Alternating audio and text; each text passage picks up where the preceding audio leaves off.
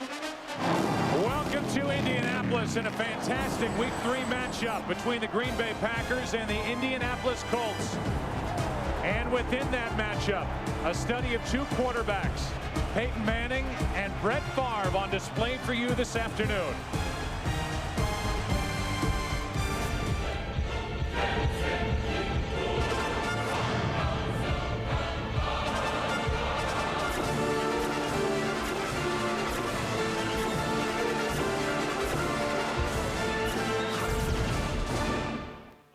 One who has been great for so long, and one who just keeps getting better and better year after year. For more on the relationship between Peyton and Brett, here's Pam Oliver. Hey, Joe, a lot of interesting elements linking Brett Favre and Peyton Manning. For instance, even though the Saints were awful when Brett was growing up in a small Mississippi town not far from the Superdome, he still adored Peyton's dad, Archie.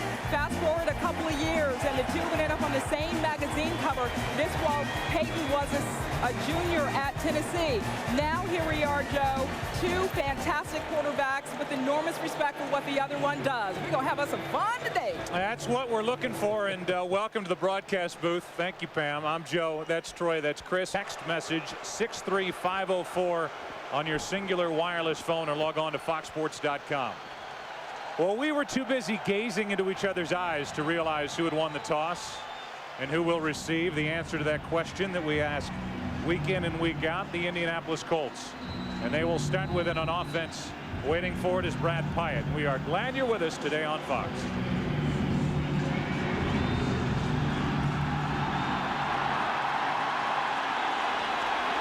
Pyatt from about the 3. Got a good block. And a good return by Pyatt out across the 30.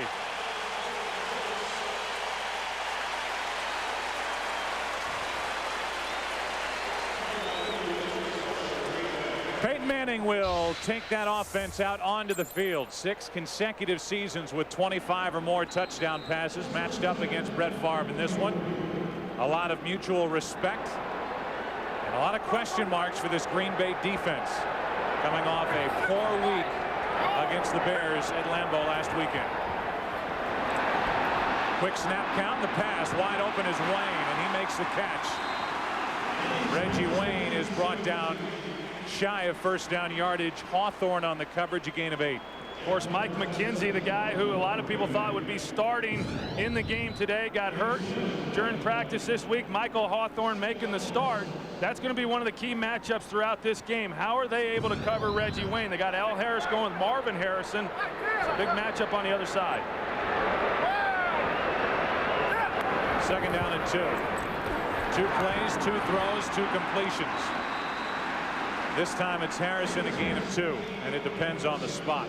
I think the Packers defensively are a little bit surprised at how the Colts are coming out. They were really anticipating, after the problems they had stopping the run last week against the Bears, that the Colts were going to come out and try and pound them with Edgerrin James.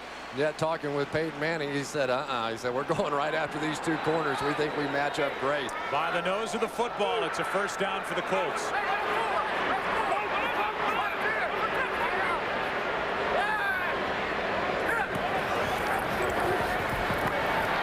Keeps it, flips it. Harrison. First down inside the 40. 3 for 3 from Manning. Now this is where the Colts are awfully effective. You're going to see the great play action off the stretch run. That's their signature run. Marvin Harrison just takes off on a diagonal across the field. It's just speed on speed. He's able to outrun Al Harris. Tough duty on Al Harris to try to keep up with Marvin Harrison on that route.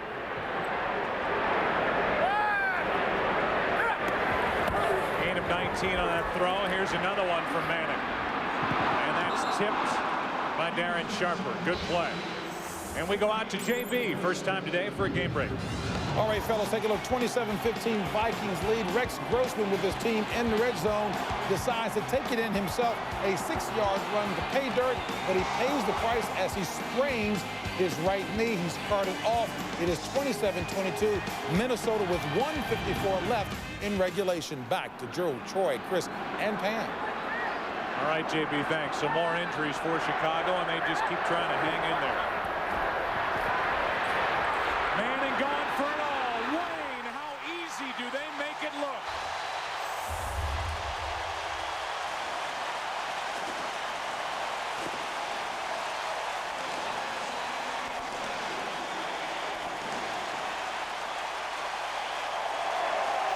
Joe, that's the first time they got into the 3 wide receiver look. Talking to Peyton Manning before the game, he said, we've got to take advantage of a depleted secondary.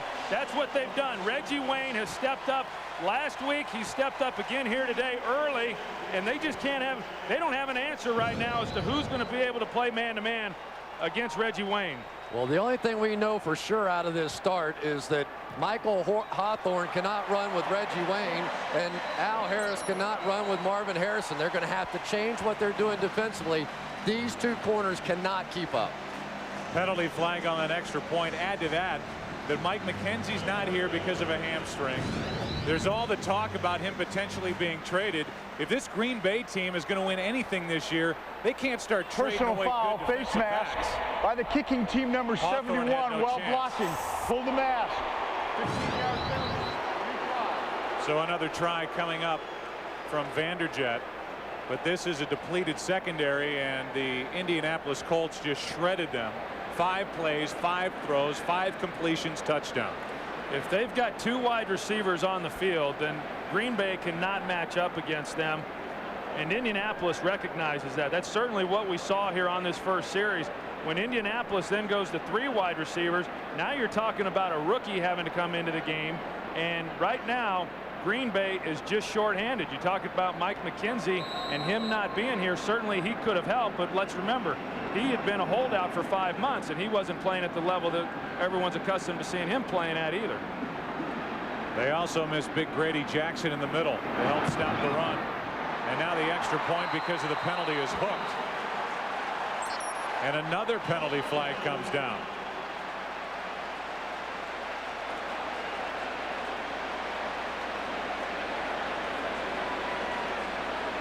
Ed Hockley.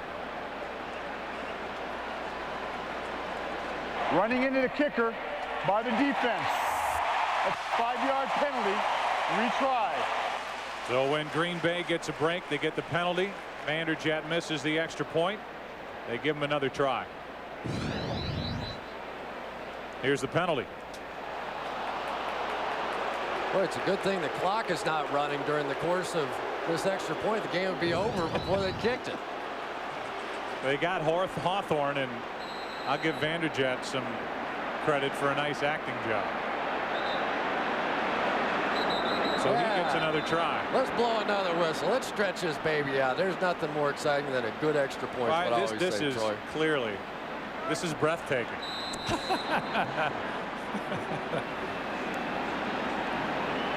Well, another audience just joined us from an early game. Folks, you have missed one of the most breathtaking extra point tries in the history of the NFL. After 2 consecutive penalties, one that took an extra point away, one that gave Vanderjagt another chance, Mike makes good on the second opportunity, actually his third. There's the penalty, and it's 7-0.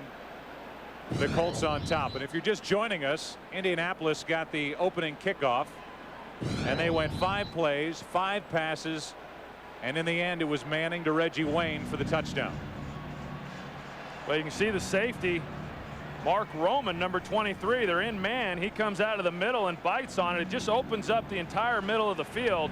Michael Hawthorne playing outside leverage on Reggie Wayne, and then it's just a foot race and whether or not Peyton Manning puts the ball on the mark, which he does most of the time.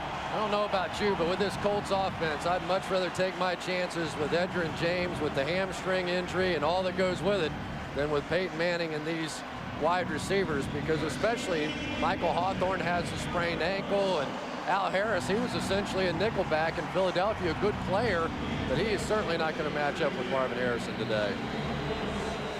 So this is going to have to be a shootout, it appears, for the Green Bay Packers to hang in this game, and that would fall on the shoulders of Brett Favre. This is Whitley from about the 5. Great open field tackle. The ball pops out, but they're going to whistle it dead. It was Jerome Sapp, who was just added to this Indianapolis club, who came down and made the hit. After a 12-yard return, by James Whitley. And here comes Brett Favre.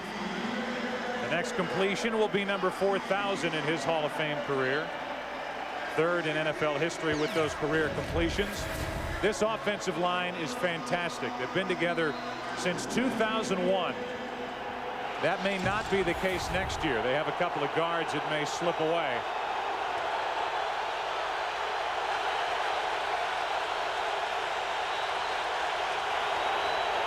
Toss to Green. Amon Green. A first down for Green Bay, a pickup of 11. And it was Freeney downfield to make the tackle. Well, they're starting immediately to the right side, which is what the Packers typically like to do. They run 70% of their runs off to the right. The Colts try and adjust by putting their best defender, Josh Williams, constantly to that side, but the Packers still able to pick up 10. First throw from Favre is gunned out to Javon Walker. And a completion of 5. Look at the defense that Brett Favre will try to pick apart. Up front, they're not very big. Typical of a Tony Dungy defense. The linebackers with Cato June, Rob Morris, and David Thornton. And the secondary is banged up, and they should get tested today. Question marks around each defense as we play here in Indy. Second down and 4. It's Amon Green. It's a first down for the Packers. And he's out to the 45. One of the best pass rushers in the league is Dwight Freeney, number 93 for the Colts, but he likes to charge up the field, and the Packers are going to be able to take advantage of that. They'll try and run back underneath him as he tries to get that pass rush.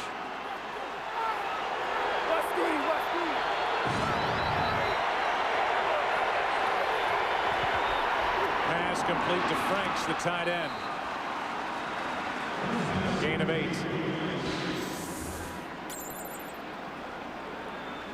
You know, Bubba Frank's really becoming much more of a blocking tight end these days than he is a pass receiver. He was the fantasy player's dream guy for a long time, because about the only time he ever caught the ball was for touchdowns down around the goal line. But fantastic blocker, probably not the receiving threat he once was.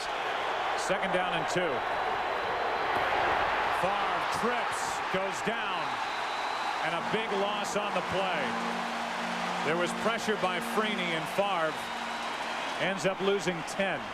Well, and there for a minute it looked like Tony Fisher was going to be able to pick up Dwight Freeney, and that Brett Favre was going to be able to get away. Again, Dwight Freeney with the outside speed rush. You see Tony Fisher 40 go down low, but Brett just loses his balance. It looked like their Mark Tauscher might have clipped his heel, and that's why he lost his balance and fell.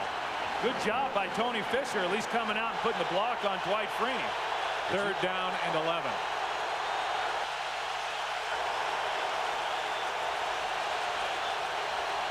Just got it away. Favre slings it. Pass is caught for a first down. Donald Driver.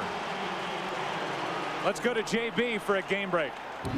Hey, Joe, the Rams had gone ahead 25-22 on a Mark Bulger 19-yard TD run with 28 seconds left, but the Saints battled back a field goal by John Carney, 38-yarder. That knocks it up. We are in OT, New Orleans and St. Louis. Back to Joe Buck. JB, thanks. First down for the Packers.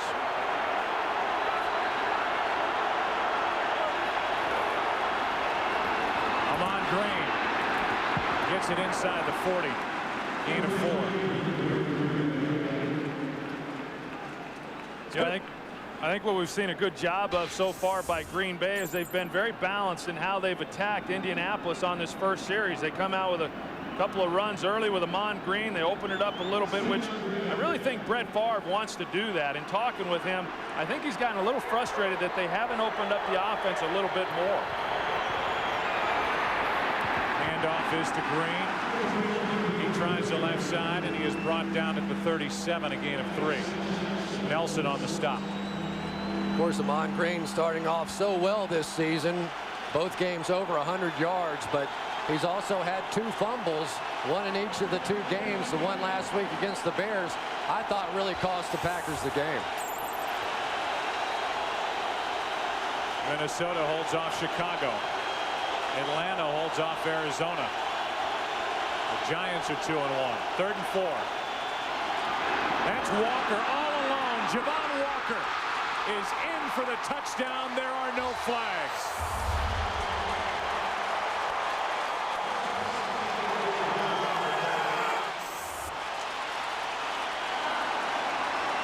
First, it was Peyton Manning going 5 for 5, getting 7 on the board for the Colts. And now the veteran Favre answers with a touchdown throw to Walker. You got Javon Walker on Jason David, a rookie, and he doesn't get his hands on him at all. Safety's not over to get on over the top, but that was all on Jason David. And if he's going to be out there on an island, they have got to try to get him some help with some safeties. Almost had to be a blown coverage, don't you think, Troy? It almost looked like Jason David thought he had safety help and just let him essentially go off the ball, and then at the last second turn and run. He's got a bad hit, missed some practice this week, and just looked like somebody blew that coverage. It's a 7-7 game.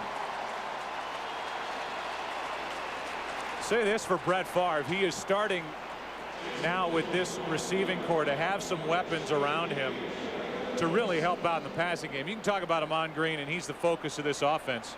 But Favre has had to wait a long time to have the likes of Javon Walker and Donald Driver and Ferguson around him to throw to. I think he's got a solid group, Joe. I don't think there's any question about that. He likes his group of receivers. This is a group of receivers that go out and work hard each and every day. They show up on Sundays. They run good routes. He's got good speed.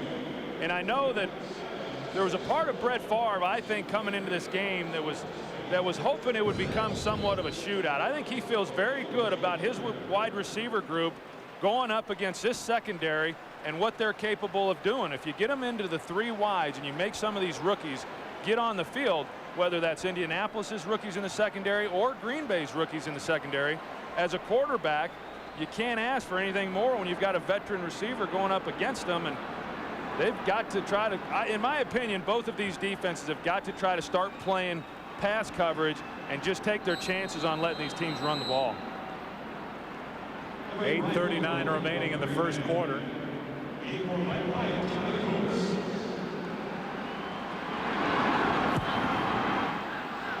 And Longwell kicks it short. Pyatt from outside the 10 gets hit and thrown out of bounds shy of the 30. If you are just joining us, it was a pretty throw. Both touchdown throws, 36 yards. The first one came from Manning to Reggie Wayne. And it was Michael Hawthorne who he beat to get it into the end zone.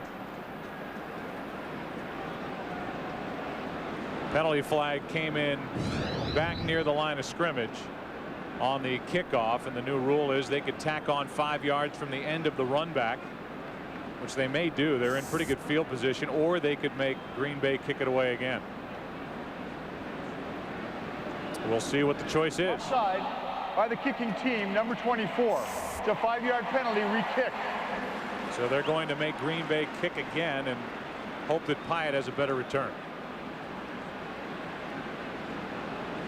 For those of you interested in NFL records, Brett Favre just moved up one more consecutive games with a touchdown pass. Unitas set the standard with 47. Brett Favre is now tied Dave Craig with his 28th, and it didn't take him long. Pretty remarkable. Johnny Unitas in the era where they really weren't throwing the ball every down and all the rules that really benefit the offense weren't in place. For him to have 47 straight, amazing record. Start to see these finals roll in. One of them, Jacksonville winning again, and they had to drive down the field against Tennessee to win it, and they did it. In Tennessee, it's amazing. They won in the last second at Buffalo, a 7-6 game where they got a little help from a fumble at the end of that game against Denver, and they're 3-0. Real short kick, and this is Mungro taking it on the run, and James is out across the 40, so the Colts made the right decision. They get better field position after this last run back of 18 yards. And we look at the offensive line, anchored by Jeff Saturday in the middle, a street free agent.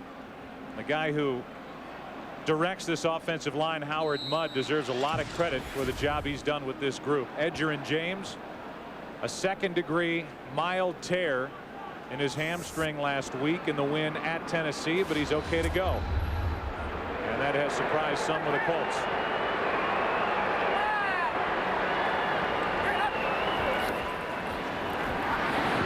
They still haven't run it. This pass is caught by Wayne, and he was wide open, and Hawthorne was the one who got up to him to touch him late. Well, you can tell that Michael Hawthorne, he certainly respects the speed of Reggie Wayne. He knows what happened to him the last time he caught the ball. Just watch. I mean, Michael Hawthorne's cluing in on the quarterback, but he just keeps bailing out. And unless they try to roll and give him safety help, it's pretty obvious that Michael Hawthorne's not comfortable trying to cover Reggie Wayne. First down, Indianapolis. That swung out to Stokely. And he has another first down. Let me ask you this, Troy. How much did you love it when you had a secondary back on their heels? You can see it in their eyes. You know Green Bay is just ripe for the picking. Hey, you know it. You know it, Joe. You're absolutely right. I mean, as a quarterback, you sense when you've got a little fear in these defensive backs. And right now, that's the case. And you know, you talk about trying to stop the run, and everybody wants to do that, but big plays are what create points, and typically that comes in the passing game. If they don't get some help, there's going to be a lot of points scored here today. They said Stokely stepped out after a 9-yard gain. So they just complete another to Reggie Wayne for a first down inside the 30. The defense for the Green Bay Packers, they are missing Grady Jackson and his backup James Lee. So they have Hunt at nose tackle at the start. Cullen Jenkins starting at the defensive tackle spot. They don't have those big run stuffing linemen. That puts more pressure on a smaller middle linebacker like Nick Barnett. On the secondary, the new safety is Mark Roman to join with Darren Sharper. They had their work cut out for him today. They still haven't run it. Pressure on Manning, who fires. Harrison, touchdown.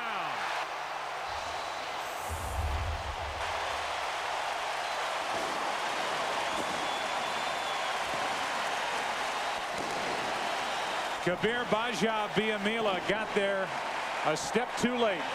The pressure was almost there, but right now the Green Bay Packers, I don't know exactly what they're thinking about on the defensive side, but they're playing against this 3 wide receiver set with a base defense. Only 4 defensive backs in the game. They're trying to cover the slot receiver with the safety. They're playing one-on-one on the outside. They can't run with these guys. They've got to play pass first. They're still up there in run formations. What a great move by Marvin Harrison on the double move against a veteran corner in Al Harris. I know Green Bay felt comfortable coming into this game that Al Harris could hold up against Marvin Harris.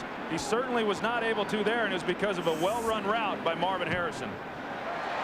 14-7 Indianapolis. Peyton Manning hung in there well. That's no surprise. You know what else isn't a surprise? For the 70th time in their careers, this combination of Manning and Harrison just combined for a touchdown. And you know what was funny? Peyton Manning was telling us in our meeting on Monday, Tony Dungy came into the meeting room and he said, guys, we may throw it 50 times in this ball game. And Peyton Manning said, I almost fell out of my chair to hear Tony Dungy say we might throw it 50 times. You know, there's some matchups that we like down the field. And right now the Packers have been pretty slow to adjust. They came into this game anticipating that the Colts were going to try and run it. They have not run it a single time, and yet they haven't gotten that nickel back on the field, and they have to get that done. Well, part of what Green Bay has tried to do this year is they've tried to apply pressure. They want to play 8-man fronts. They want to be aggressive with their linebackers and their secondary players. And then what that happens is they got to play one-on-one on the outside.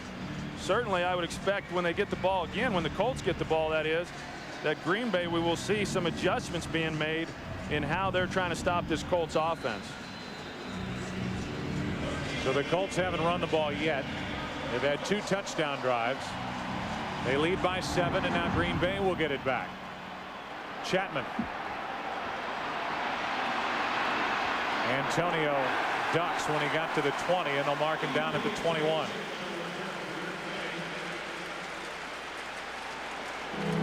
Prior to that last series, Peyton Manning and Marvin Harrison talking on the sideline. They got the ball, went down the field in a handful of plays, and it ended with this. Well, these two spend a lot of time during the week in practice, during the offseason, getting their timing together. I know Peyton Manning, as a quarterback, has great confidence in his receivers, especially Marvin Harrison. He trusts what he tells him when he can get open on routes. Marvin was right then. On first down, play action. Favre to the air. He fires deep for Walker. Javon Walker. There are no flags. There's another touchdown. This one belongs to the Pack.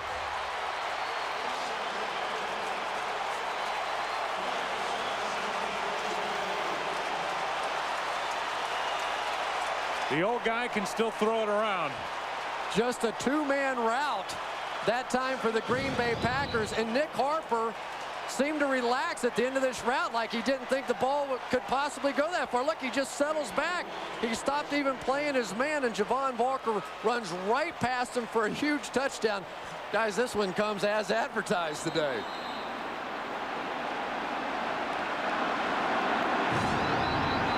So now it's Longwell to make it 14-14. I guess it would be stating the obvious to say that the shootout is on. Yeah, and I don't see any signs that it's going to slow down. And we talked about it coming into the game and how these two defensive secondaries are banged up. And when you put two great quarterbacks together like this, and when they can throw the ball the way that they're able to with the weapons that they have at their disposal at the wide receiver position, this is what happens. And Chad Clifton doing a terrific job against Dwight Freeney. Is going to start over on the left side. And in order for Brett Favre to have this kind of success, Clifton's going to have to win that battle. That time looked like Freeney just kind of slipped and fell, and Harper might as well have. So Troy, say it again. You talked to Brett Favre before the game, and you know this is now known as a running power football team, the Green Bay Packers. They're going to try to cram it down your throat, which they did in that season opening win on a Monday night against Carolina. They were frustrated after last week, and Favre's, he just wants the reins loosened a little bit. I think Brett knows what all good offensive coaches and players know, that you can run the football, but you better be able to throw it if you're going to score points in this league. This is Pyatt. He gets out across the 25, and they'll mark him down at the 28. This morning it was Packer star Ahman Green. Now it's your chance to tell us who you want to see go 10 yards with TB. That's Terry Bradshaw. On next week's pregame show, log on to foxsports.com on MSN and choose from LeVar Arrington, Ray Lewis, Ty Law, and Warren Sapp, and then tune in later to see who the lucky winner was. Well, Bradshaw is maybe the only guy that's able to talk to Sapp right now. Not a lot of other media people are talking to him, from what I understand. Chris? Now, what would you mean by that? I just asking. Warren and I are really tight.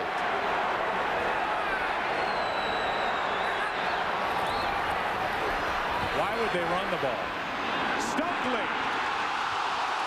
Manning dropped it in there perfectly, and Stokely dropped it. Wow. That has been the matchup that they are dreaming about here. They want Brandon Stokely working against the safeties, trying to watch these linebackers run with their nickel back right down the field. They get the perfect matchup. They get the perfect throw, and it bounces right off his face mask. How you can let Brandon Stokely run down the middle of the field without anybody getting a hand on him is beyond belief. On second down and 10, Stokely gets another chance. He's wrestled down by Sharper, a gain of 5. Adrian James is saying, I rehabbed all week for this. Tony Dungy said we may throw it 50 times. It might be on the light side. They may throw it 70. Well, there's the penalty flag on the play. Green Bay, they don't know which end is up right now. They had guys going off the field. 3 different defenders were late in getting off the field, and Indianapolis took advantage. A quick snap, and that'll be on Green Bay. And when you're in the no huddle offense, if you see the defense trying to bring their nickel package onto the field, Peyton Manning simply yells, attack, attack, attack. They do a quick snap, and then as the guys are running off the field, you get the free 5 yards. I don't know what the discussion is, but this is absolutely the way that the Colts have practiced this play, that if you want to try to sub and bring in your nickel package, they're going to do a quick snap, and they caught them that time. They were clearly not off the field. Question is, were the Colts set when they snapped the ball? Looks like it'll be against Green Bay. That was the first third down play by the Colts with 6:10 remaining in this first quarter. The defense had 12 men on the field, 13 men on the field defense. That's a 5-yard penalty from the previous spot. Indianapolis did not substitute, therefore the action was legal by the offense. First down. I'll even give him 14 men on the field. Yeah, that's what I saw too. A couple of coaches. Well, and as you'll notice, Peyton Manning, they do not huddle. He calls everything right from the line. He gets the play initially from the sideline and from the offensive coordinator Tom Moore, but then he's able to change it and go to any play that's in their playbook, and he does a great job of communicating that obviously to the rest of his teammates.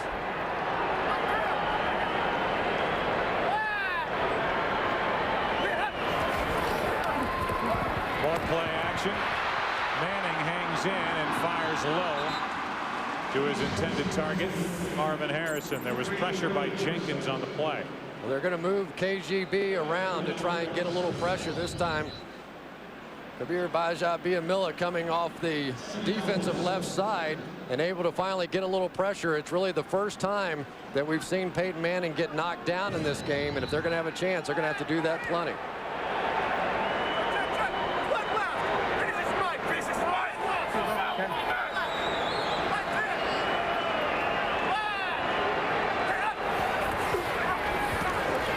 Second down.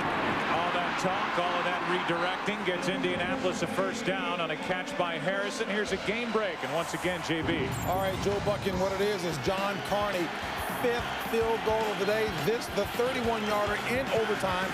That snaps the Rams' 15-game home win streak. Saints win it 28-25. Back to Joe Buck. So that snaps that home winning streak for the Rams, and after going down and taking the lead with under a minute to play, New Orleans back down the field to tie it and then win it in overtime. See the team leader scrolling across along the top. On first down, little pump fake, Stokely, and that ball is Hawthorne incomplete. They're ruling it incomplete that the ball hit the turf, and Hawthorne injured after stepping up and making a play. Well, we talked earlier about Hawthorne cluing in on the quarterback. He's going to allow Reggie Wayne to run by him, but then he comes off of it. He sees Brandon Stokely running the out route. You hope he's okay because of the injuries they've already got. They can't afford to lose him, but that should have been an interception. We talked about the change in defense, and that clearly was a different defense. They finally fooled Peyton Manning. They were expecting him to go deep, running with the wide receiver down the field, and instead he falls off on the underneath route. Completely tricked Peyton Manning on that one. So they are checking on the health of Hawthorne, and I'll ask you, after watching practice on Friday, how enjoyable is it to watch Peyton Manning run a practice? And he runs it with that offense, that 2-minute drill they work on at the start of practice. I've watched a lot of practices. I've watched a lot of quarterbacks and how they go about getting ready at the start of a practice and throwing the individual routes and all that goes into it. That was a clinic. I have never seen anything like it for a guy who just completely conducts the beginning of a practice and warms up with the wide receivers the way that he did. The last segment of our viewing audience just joined us, and with 5 minutes 3 seconds remaining in the first quarter, nobody's been able to take a breath. They haven't missed much if you're just joining us. Every time an offense has grabbed the ball, they've gone down the field and scored. It is a shootout between Manning and Favre, 2nd down and 10. They still haven't run the ball. Manning fires, wide open is Wayne. He stays in bounds, gets a couple extra yards, and it's Jason Horton, the rookie, who is beaten on the play. Well, Green Bay just insists, and I know they're in a 2 wide receiver look, but they insist on playing 8-man fronts. And again, to explain it to our viewers, that means you're one-on-one outside. Reggie Wayne now on a rookie, Jason Horton. And as long as Peyton Manning gets protection, they'll be able to throw that all day.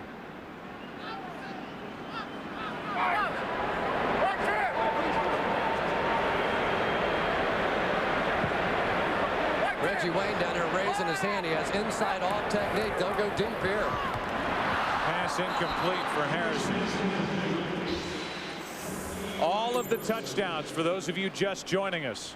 For those of you who have been with us all day, it's fun to look back anyway. Manning's first one to Reggie Wayne. That got us going. Then Favre answered with a touchdown throw to Walker. Walker wasn't finished. Of course, neither was Manning. On a completion, the 70th time he's hooked up with Harrison.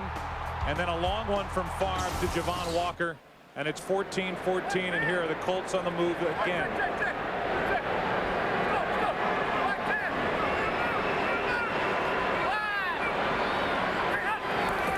Green Bay coming with a blitz. That is Stokely. That is easy. Touchdown.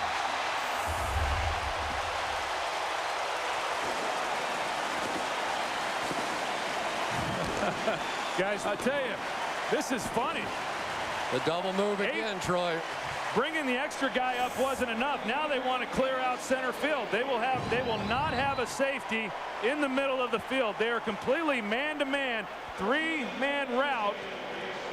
Safety comes up and bites on Brandon Stokely. Darren Sharper. Stokely runs right by him. The line gives Peyton time, and Green Bay believes that they just got to get more pressure on Peyton instead of trying to retreat and play coverage.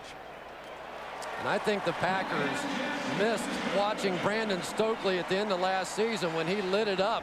At the end of the season and during the playoffs, you cannot play Darren Sharper on him one-on-one. No way. Peyton Manning telling us that if Green Bay keeps blitzing, we'll keep throwing. They keep throwing, and the Colts keep scoring.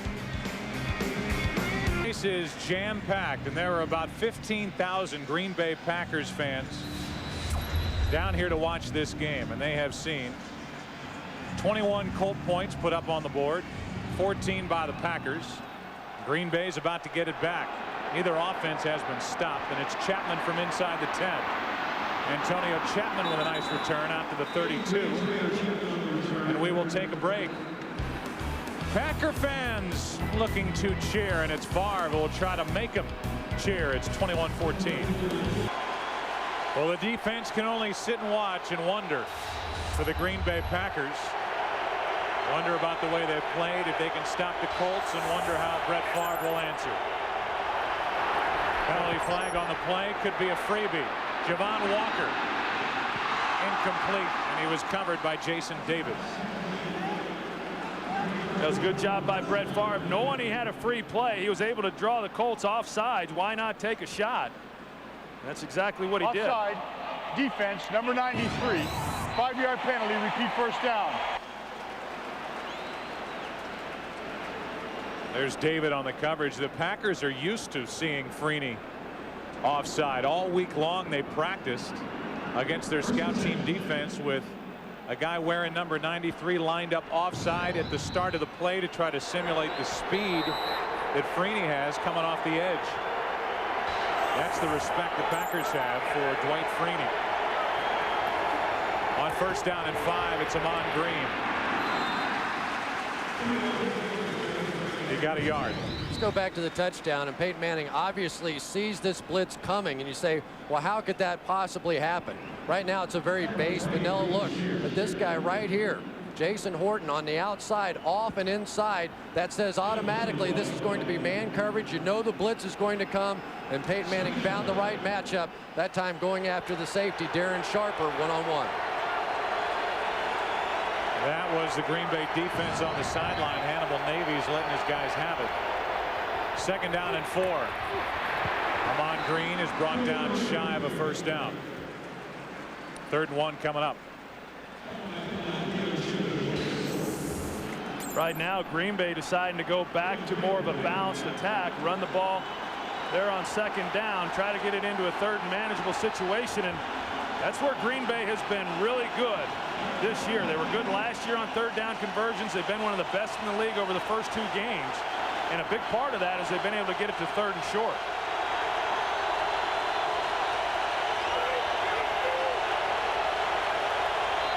That will cost Green Bay 5 yards. Chad Clifton, the left tackle, flinched.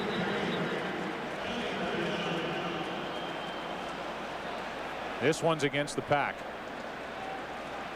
before the ball was snapped. False start. Offense number 76. 5-yard penalty. It's still third down.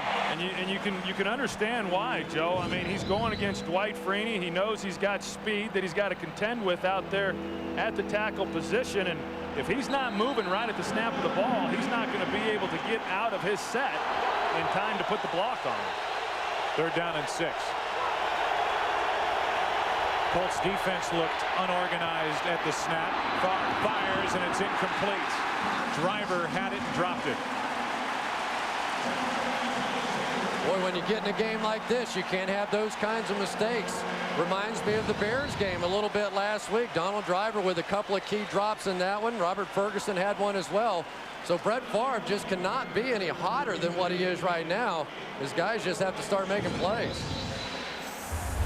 First punt of the afternoon. It's Brian Barker. How about Peyton? You think he can get any hotter? I don't think so.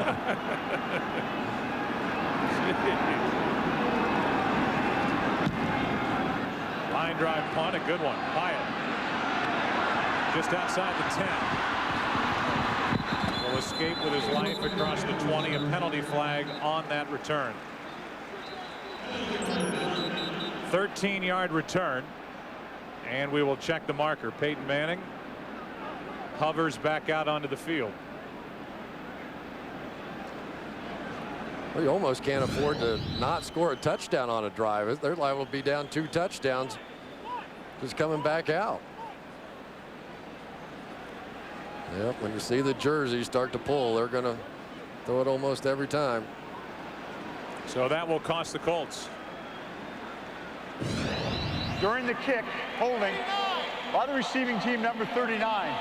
That's a 10-yard penalty is enforced from the end of the kick. Indianapolis keeps the ball, first down. Oh, Peyton's just saying, oh, now we just got to throw a 90-yard completion. Going to help his stats. 6 yards on the ground and a touchdown, and Randy Moss with 2 scores.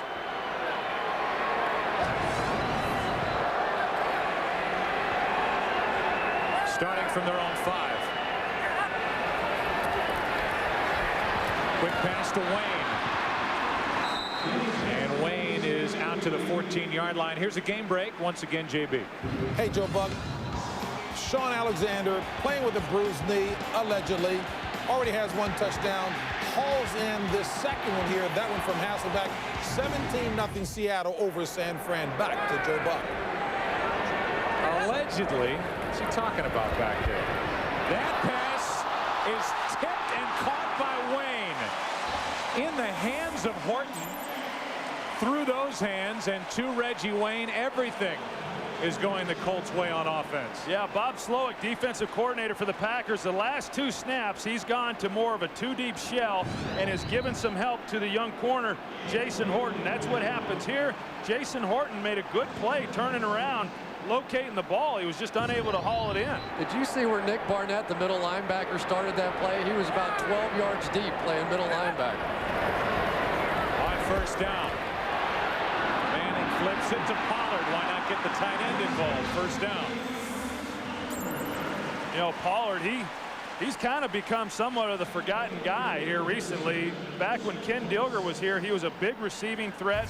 They didn't run nearly as much 3 wide receiver sets as what they do now, but he's a guy who each year is going to catch about 40-45 balls.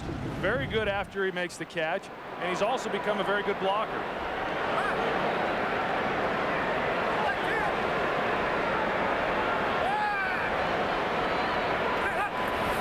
Under a minute to play first quarter. Pressure complete. Stokely spinning his way, and he is brought down a yard shy of a first down. And a penalty flag comes in late back in the area where Manning was picking himself up off the turf. Got a personal foul, at least according to Peyton Manning. Looks like he may have gotten hit late. Personal foul, roughing the passer. Defense, number 59. Helmet-to-helmet contact. 15-yard penalty from the end of the pass completion. First down. But it is interesting, even when the Packers are blitzing, they're just playing a zone behind it. They have completely abandoned the idea now of trying to match up one-on-one and play man coverage. And I think that's a good idea at this point. Boy, easy call for Ed Hockley right there with the helmet to helmet. Take a look at these two ratings. Wow. 158.3 is as good as you can do. I mean, that's as high a rating as you can have for a quarterback. And Peyton Manning's not too far behind him.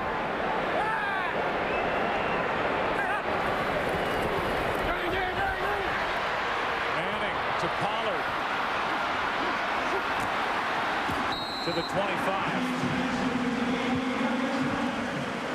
Well, you talked about Pollard a little bit earlier, and he's the only tight end in the league over the past 3 years to have at least 2 40-yard catches. So he has been that big play guy. He was a basketball player in college, and just when you get him out there on the field, one-on-one situations, he's very difficult to bring down.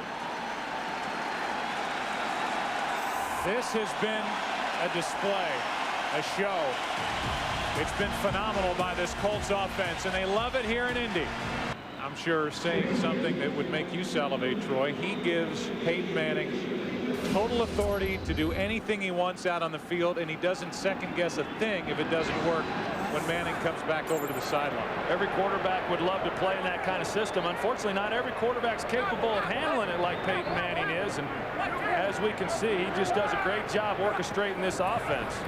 Ladies and gentlemen, our first running play, and why not? Edgerrin James, a first down. The first quarter stats will knock you over if you're just joining us. Nothing on the ground for Indianapolis, but how about 247 yards for Manning, 134 for Favre with 2 touchdowns, and the total yards phenomenal. Well, at least Green Bay's been able to stop the run today. Until they ran it. Yeah, that was a concern coming in. They're on pace for a mile of offense so far here. 1,700 yards of offense if this pace continues.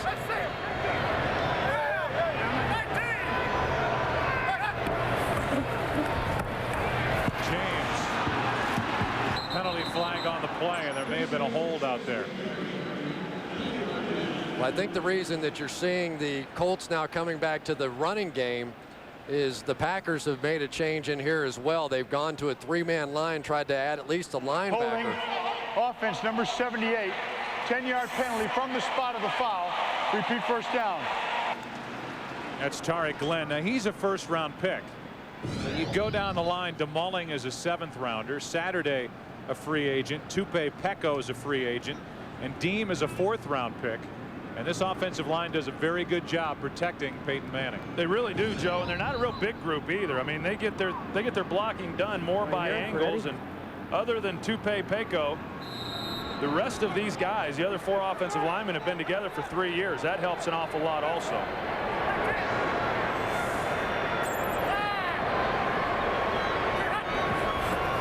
First and 18.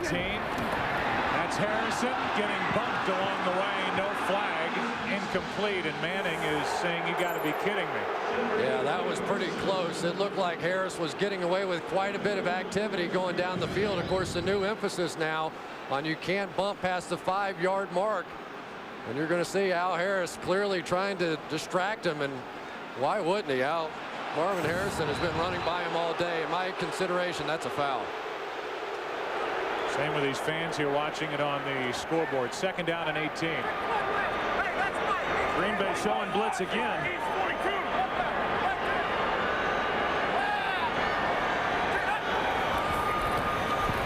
They come on the blitz, and the ball is batted backward.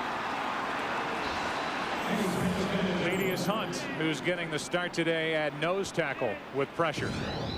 Yeah, they've had some problems there at the nose tackle position due to injury, and he's making his first start at that position, normally a defensive tackle, and because of the injury to Grady Jackson and then last week James Lee, who had surgery this week, Thaddeus Hunt having to make the move, and really his job today is going to be just trying to hold up to the double teams that he'll face in the few situations, at least so far, that Indianapolis tries to run the ball. Creeping up again. Coming on a blitz. Manning hangs in. Stokely looking for more. Brandon Stokely, touchdown.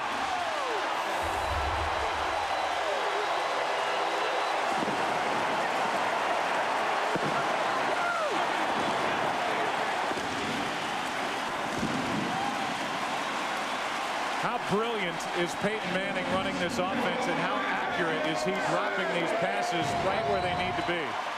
You're going to see that they're thinking Marvin Harrison is going to come from underneath here, and this is just a pick play. And instead of going to the slant underneath, Peyton Manning sees the safety hold up and play that slant, and all of a sudden goes back over the top to Stokely. And now we know why Tom Moore lets him pretty much do whatever he wants, Joe. And I know Terry Bradshaw during the pregame show, he ranked the quarterbacks. Peyton Manning was 5th. I think Terry may want to reevaluate that ranking, at least after watching this first half. Yeah, I was thinking he might have to go back out to the barn, get his laptop out, and put some new figures in. This time it's Brandon Stokely. We've seen Harrison. We've seen Wayne. Wake the kids, phone the neighbors. You may see history here today. Already 4 touchdown throws from Peyton Manning. The record is 7. Chapman. Good return from Green Bay. Antonio Chapman is knocked out by Vanderjagt, the kicker. But not until Chapman gets to the 41-yard line of Indianapolis. Did the defensive players miss the bus today, or did we miss anything here? Chapman with the return of 49 yards. Now Green Bay in good position, but they trail by 2 touchdowns. By Antonio Chapman, they start at the 41 and they hand to Amon Green. Morris gets in on the tackle and a gain of 5. Let's go down to Pam Oliver. Hey, Joe, you may have heard a little something about Brett's troubles in dome stadiums, but I tell you what, the Packers have come up with a very high-tech way to at least try to eliminate some of that noise. They have put electrical tape over the ear holes in Brett's helmet to try to reduce some of the noise in this very loud RCA dome. Tell you what, it hasn't hurt. Well, we have heard plenty of noise. Most of the noise we've heard has come when the Colts have had the ball. A toss to Green running right, and he almost broke that. Tripped up at the last moment. A gain of 3. David Thornton on the tackle. You know, Amon Green, a lot of discussion this past week about his propensity of putting the ball on the ground, and rightfully so, I would guess. He does fumble the ball. It's well documented, but this guy's an outstanding football player, and he's a great runner. Last year, rushing for over 1,800 yards, probably the quietest 1,800 yards anybody's ever had in this league. Here's the noise. 3rd down and 2. Green running right, picking his way for a first down to the 25. And I really think the Packers are doing the right thing here. At some point, you have to try and turn this into your style of play. So far in the first quarter, you know, it's been all big bombs and throwing it down the field, and that's exactly what the Colts would love to see. And a lot of times, I know offensively, when you have to sit on the bench for a little while, it can throw you out of a little bit of your rhythm of your offense. And this is what the Packers do best. They're a running football team, and maybe try and change this momentum a little bit. And if for no other reason, just hang on to the ball for a while and keep it away from the Colts offense. That's a nice catch. Good throw from Favre into traffic, and Bubba Franks gets 11 and a first down. Good catch, good throw. Also, great job on the outside on Dwight Freeney. They pull a guard out, as you see, and they double up with him with Tony Fisher, and that's what, of course, Brett Favre working the other way. But a nice job by Brett laying that ball in there over linebacker David Thornton. Good concentration on Bubba Franks' part. Came in with only 3 catches this season. He is primarily just an extra offensive lineman now. On first down, it's Nick Lucci. Typically the fullback playing tailback, gain 2. You give the ball to Nick Lucci, I mean, you may as well be giving it to Marco Rivera. I mean, this guy's basically an offensive lineman. He's 270 pounds. Of course, Mike Sherman said that he was going to play some tailback in the game today. For a big man, he's got pretty good feet, but he's a punishing blocker when he's in there at fullback also. And a big reason why he's in there, Najee Davenport still nursing that hamstring injury, and he's typically the number 2 back. Now it's Fisher back there.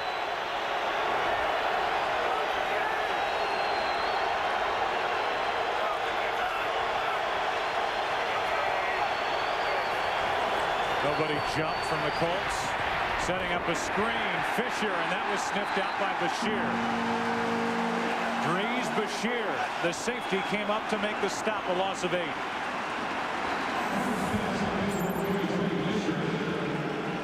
Dries Bashir, a guy that probably the best athlete back there among the safeties, may not even have been in there but for an injury to Bob Sanders, their top draft pick this year.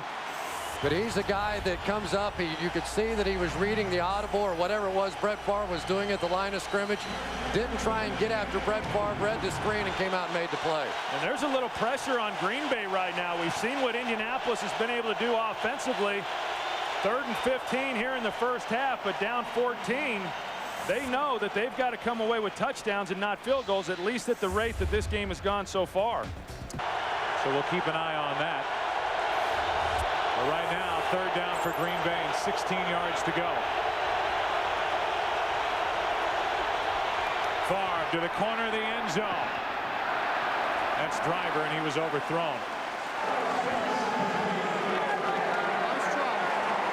That'll bring up 4th down. Even the head linesman liked the try by Driver, who ended up getting driven into the padding down in the corner. You know, here's the difference. Indianapolis, when faced with 3rd and long, they played cover 2. You see these 2 safeties here protecting the end line, giving their corner some help. When Green Bay was faced with that same situation on the other end of the field, they blitzed them, played man-to-man, and Peyton Manning hit the touchdown. 38-yard try by Longwell. And Longwell adds his name to the list of guys who have points today. That makes it 28-17. Colts about to get it back. And the Colts will take over after this kickoff from Longwell.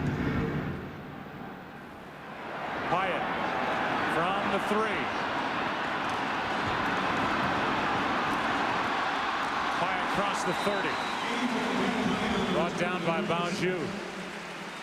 Earlier, a hit on Peyton Manning. Bothered him enough to have to rub that leg a little bit, grabbing that knee. We'll keep an eye on that as we continue. Who are you going to leave off that list on the offense for the Colts? Edgerrin James, who hasn't been a factor, but he hasn't hardly touched the ball.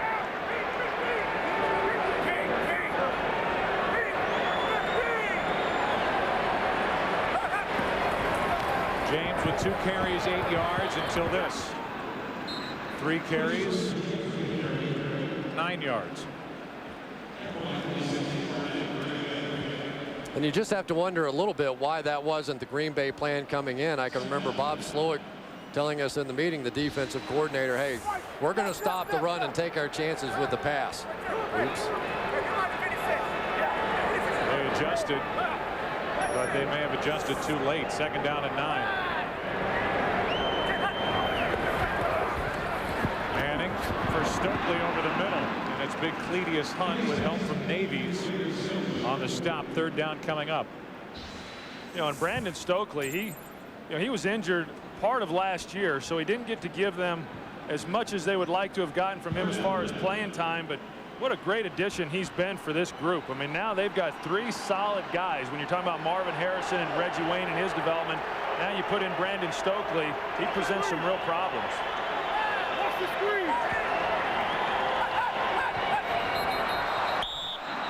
Who will this be on? You could hear the defense of Green Bay. Offense, number 18.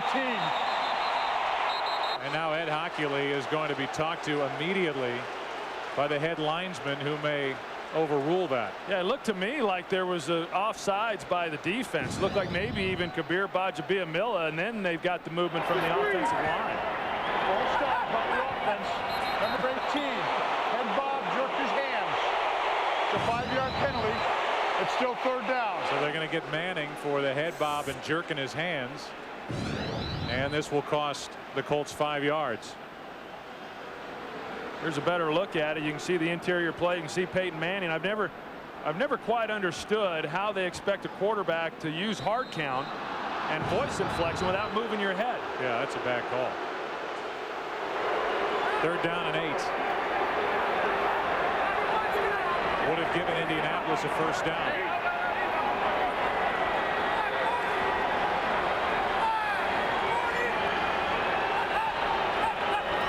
No different on that cadence by Manning. Backpedaling as he goes, and it's incomplete. Wide open was Harrison, but he was a bit underthrown. That's the first bad ball we've really seen from Peyton Manning. He had a chance, underthrew it, and he knows it. Couldn't step into that throw, and it came up a little shy. So Chapman will wait for the first punt from Hunter Smith.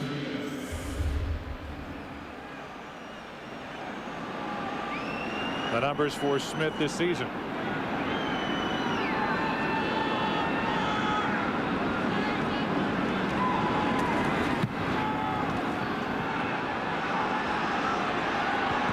Chapman from close to the 24.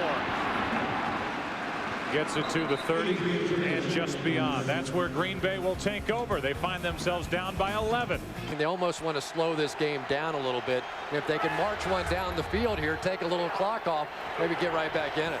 They hand to Amon Green, maybe trying to do just that. Green gets a yard.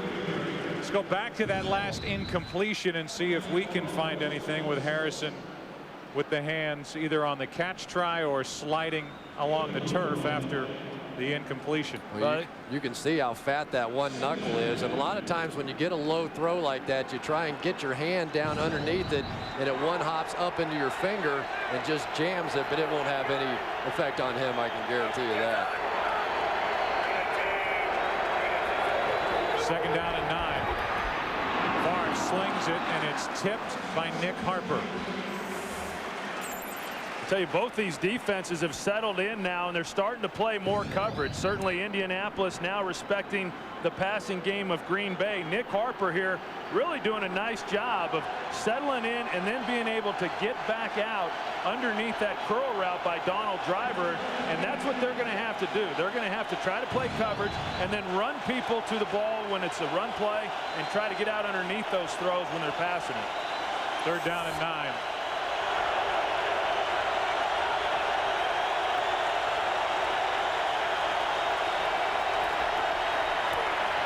Dumped off to Henderson. The fullback needs to make a move and gets a first down. Well, that's really how you beat the cover too. Whenever teams are taking away your wide receivers, you got to start working the interior guys. You start working the tight end along with the tailback and fullback. You see William Henderson come out on the check. There becomes a void, and the middle linebacker's got to be the guy there to make a difference. We saw David Thornton trying to match him up, but not enough before they got the first down. Backfield, Favre, a quick throw. Javon Walker. Play's over, man. He's to the 49, and then the play is over. Javon Walker has really become a really terrific wide receiver. We saw him coming on a little bit at the end of last season, but for last year, his 17.5 yards per catch was best in the NFL, and he's become the deep threat that a lot of people thought he would coming out of college. Sort of a slow start his first couple of years, but really has picked up his play. Career high for Javon Walker, 129 yards already. White Freeney just checked himself out of the lineup, and Favre a fake toss. Driver, it is incomplete. Driver had it. It's another drop by Donald Driver, and it was nearly picked off by Bashir. Now they go play action away. Brett Favre shows play action away. Donald Driver on the slant route, and there's a big crevice in the middle of the field. Nick Harper looking in. A good route, tries to catch it with his hands. I got to tell you, not an easy catch. Brett Favre puts a lot of heat on the ball when he's throwing those short routes like that. But boy, Packers fortunate that ball wasn't intercepted. Once the ball's bobbled there and tipped up, Bashir had a chance for the interception. Extra tackle is Kevin Berry. He's on the right side of the offensive line. 3rd and 2. Favre looking for Henderson. Henderson had to adjust. That was not an easy catch by a big guy, William Henderson. He came back and grabbed it for a Green Bay first down. Yeah, and I wasn't sure that Brett Favre saw him at first. Henderson just popped wide open here on the naked bootleg. Nice call by the Packers. Everybody look and run, and Henderson just pops immediately open. Brett just had to try and find a little throwing lane. Went around Thornton that time and picked it up. You know, William Henderson now in his 10th year. I mean, playing fullback, and you're right, Joe, great catch on that play, and plays a position where his career gets shortened, but he's had a good career for this team. 5 minutes to go in this second quarter, and Amon Green is brought down by Triplett.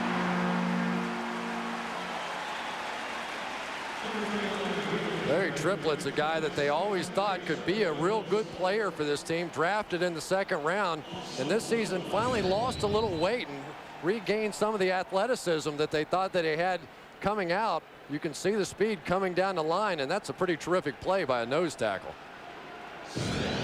Kevin Berry back in there, and they'll line him up on the left side of the line next to Clifton. Where's number 71?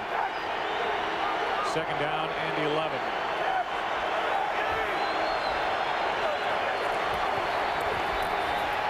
Favre going for Walker. He's had a huge first half, but he's overthrown and well covered by Strickland.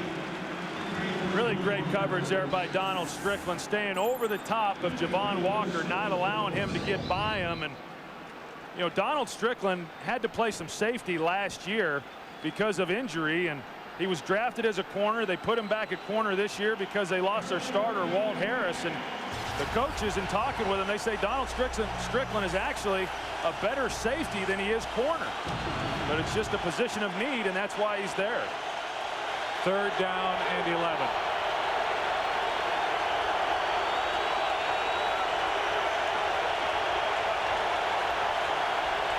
Favre, quick throw, pass complete to Walker, but he's short of a first down by about 4 yards. It doesn't necessarily mean field goal here in this situation. When you get into one of these shootout kind of games, and it would be a 52 or so yard field goal, they want to take a shot here. Well, they're in that range. There's no question. If they miss this field goal attempt, they're going to give the ball to Indianapolis with great field position.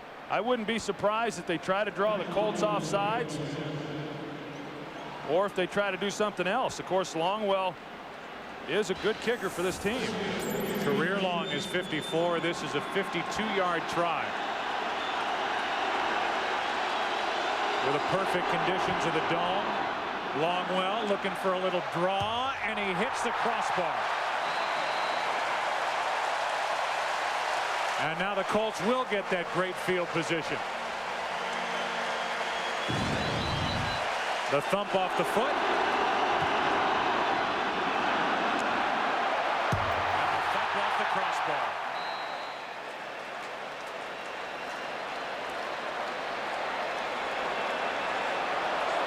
And you know Brett wanted to try and go for it on fourth down there. Well, you can see the frustration in his face, no question. He realized that it was going to take a heck of an effort by Longwell in order to come away with the field goal. Instead, they give the ball back to Indianapolis. Great field position.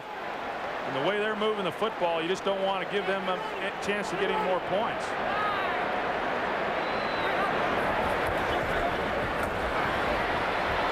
Manning buying time, flips it, Reggie Wayne.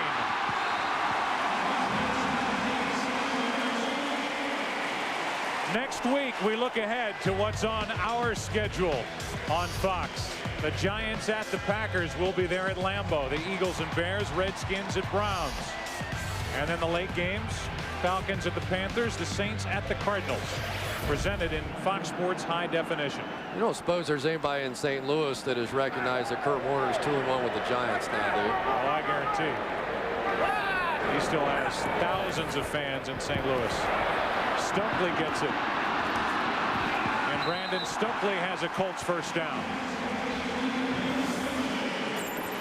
And part of when you're going to try to play cover two with that shell, you got to put somebody over the inside slot receiver. They don't have anybody defending over Stokely. They give him a free run, and because they run that wide receiver swing screen, it's an easy completion and easy first down. And I'm still surprised that we haven't seen the Packers just come out in basically a nickel set, because the Colts really haven't done anything running the football today.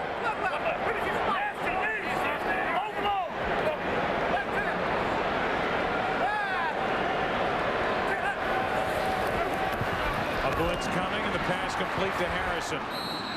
Just inside the 19-yard line, and we are fast approaching the 2-minute warning. A completion of 3 yards. Niall Diggs on that last tackle, and we will have 2 minutes left the next time we see a snap. Green Bay 20, already up 11. Second down and 7.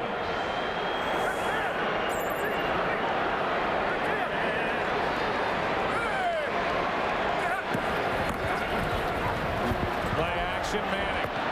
Penalty flag Reggie Wayne makes the catch. He's brought down short of a first down by Horton. In the last couple of series, the Colts have really been hurting themselves with penalties as long as they've been able to stay on schedule. Offense, number 78. 10-yard penalty, repeat second down. Terry Glenn that time getting caught with a hold, but that's really been the only way the Packers have been able to stop them. Trying to block KGB coming around the corner. Terry Glenn definitely in the back pedal there, then grabbed the right shoulder, and that's where the hold was. So that moves the ball all the way back just inside the 29. Packers really need to take advantage of this break. If they can hold them to just 3 here, you stay in the ball game.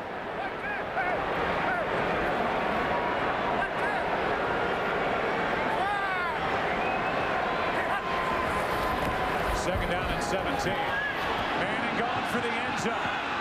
And the pass incomplete, but the flag comes flying. Reggie Wayne and Jason Horton, who has had a rough first half. I tell you, I just don't understand in second and long how you can play man-to-man, one-on-one on the outside. You see Horton looking inside. I'm not sure what I don't like that. I don't like that call at all, Troy. You know, I mean, the guy's turned around and the other You don't players like the call? He's turned around running into the guy. I mean, Horton's looking at the quarterback. Reggie Wayne's running right by the guy. I'm not sure what Horton's looking at inside in the backfield. There's nothing happening back there. Pass interference, defense, number 26. Not playing the ball. The ball is placed on the 1-yard line, first down. It was an underthrown ball. You can't, as a defensive back, you just can't run into the guy when he's trying to make a play on the catch. But he was saying that he didn't turn around and try and make a play on the ball. He was turning his head back, trying to find the football as the contact was made. Well, if the emphasis this year is that we're going to call it if there's contact after 5 yards, I think it's pretty safe to say there was contact after 5 yards. They've gone at him 4 times. They've been successful 4 times. And Jason Horton, with this short yardage situation, sits on the bench. About Houston beating Kansas City as they start all 3.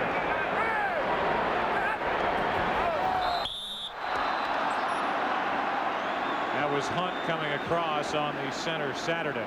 I just think to go back to the last play, whether it was or it wasn't, and certainly you can argue both sides of it. Personally, I think it was. I think the defensive call in itself. Defense, number 97. After this is to the goal, still first down. That you continually put Jason Horton, a rookie, in a position where he's going to fail trying to cover Reggie Wayne. Yeah, I think in my mind, you have to give the defensive back a little benefit of the doubt as he turns around to play the ball. Close call. First down and goal. Rhodes did not get in. I tell you, it was a great second effort by Dominic Rhodes. He got stopped short initially, almost was able to get in on the second push. Contact was made early. Right there, he kept his feet. He was able to get going. Almost was. That's close. I think you challenge that one. That one looked like a touchdown. Going to review this one from upstairs if they get a good look at it. We're inside 2 minutes. It would have to come from the booth. I don't know how they don't review that upstairs either.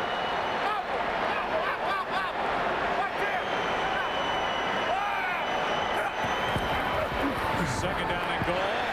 Why not? Another touchdown throw. It's Mungro. That's 5 touchdown passes from Peyton Manning. The NFL record is 7.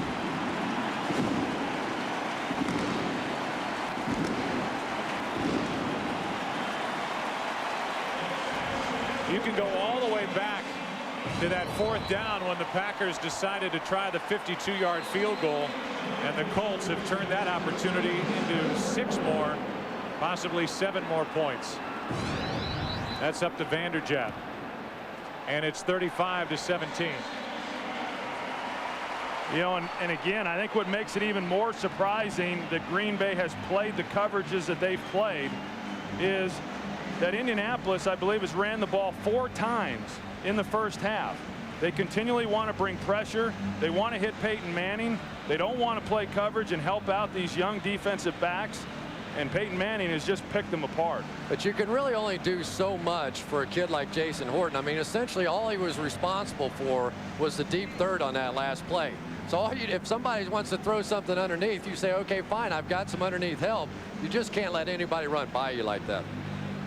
We came in talking about these quarterbacks, and we look at some of the greats. Fewest games to 150 touchdown passes. Marino, the quickest, took Manning 86 games. The fewest games to 25,000 passing yards. Marino the best there. Manning and Favre are 2 and 3. But really, with the state, the defense for each side, the question was which defense would be able to hold up under the pressure of either Favre or Manning. And so far the answer is the Colts defense has been good enough. The Packers defense has had a horrible first half. This is Whitley out to the 24. More early game headliners. Dante Culpepper with 3 touchdowns. 1 rushing touchdown. Tiki Barber a 100-yard day in the Giants' victory over Cleveland, and they will go into Lambeau next week 2-1. And Terrell Owens. That's working out okay, huh? I'll say. Wow. And they're keeping him happy by going to him time after time after time, and he has another 100-yard afternoon. Green Bay with 2 timeouts left. They drop it off to Green. Nice move. Amon Green, left linebacker David Thornton laying down on the turf back near the 30. Well, and this would really help Green Bay, and I don't know that there's anybody who really does a better job of executing the 2-minute offense than Brett Favre, but if they're able to come away with points on this drive, that'll really help them going in at half. Javon Walker and the Packers will spend a timeout. They have 1 left. It's a 35-17 game, and the Packers, you know, you think about how they started the season. I think we were all a little bit surprised the way they went into Carolina. Maybe not so much that they got the win, but that they just crammed it right down their throats and came away on that Monday night game with a victory. Then they go home and they lose to Chicago. You can say all you want about the turnover, but now you just wonder what this Packers team has on defense and if they have enough. Yeah, and I think that they're in a little bit of limbo right now defensively. They came out in the first game against Carolina, blitz, blitz, blitz, and they had success and everything looked good. And then the Bears burned them a little bit, and so they weren't quite sure coming in here. And then they try and do a little bit of that, play some man coverage, and Peyton Manning makes them look absolutely ridiculous. So now as a defensive coordinator, you're not sure exactly who you are right now. 2nd down and 3 for Green Bay.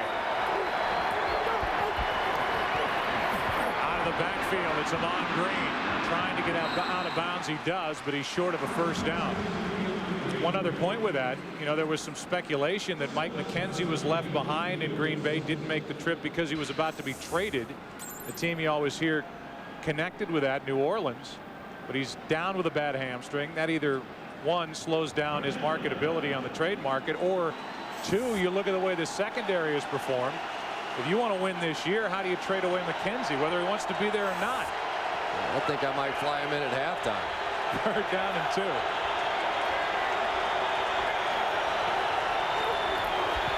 Favre over the middle as receiver Franks fell down.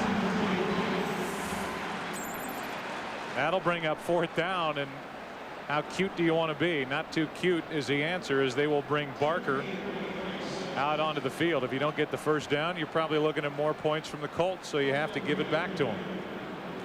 And really, Green Bay's passing game, we saw it a little bit against the Bears, is just not that sharp in the down-to-down type of pick up first downs, and because they haven't done it all that much, Troy. They really have gotten away from it, gotten into the running game, and they just weren't very sharp with it a week ago. They came out smoking here.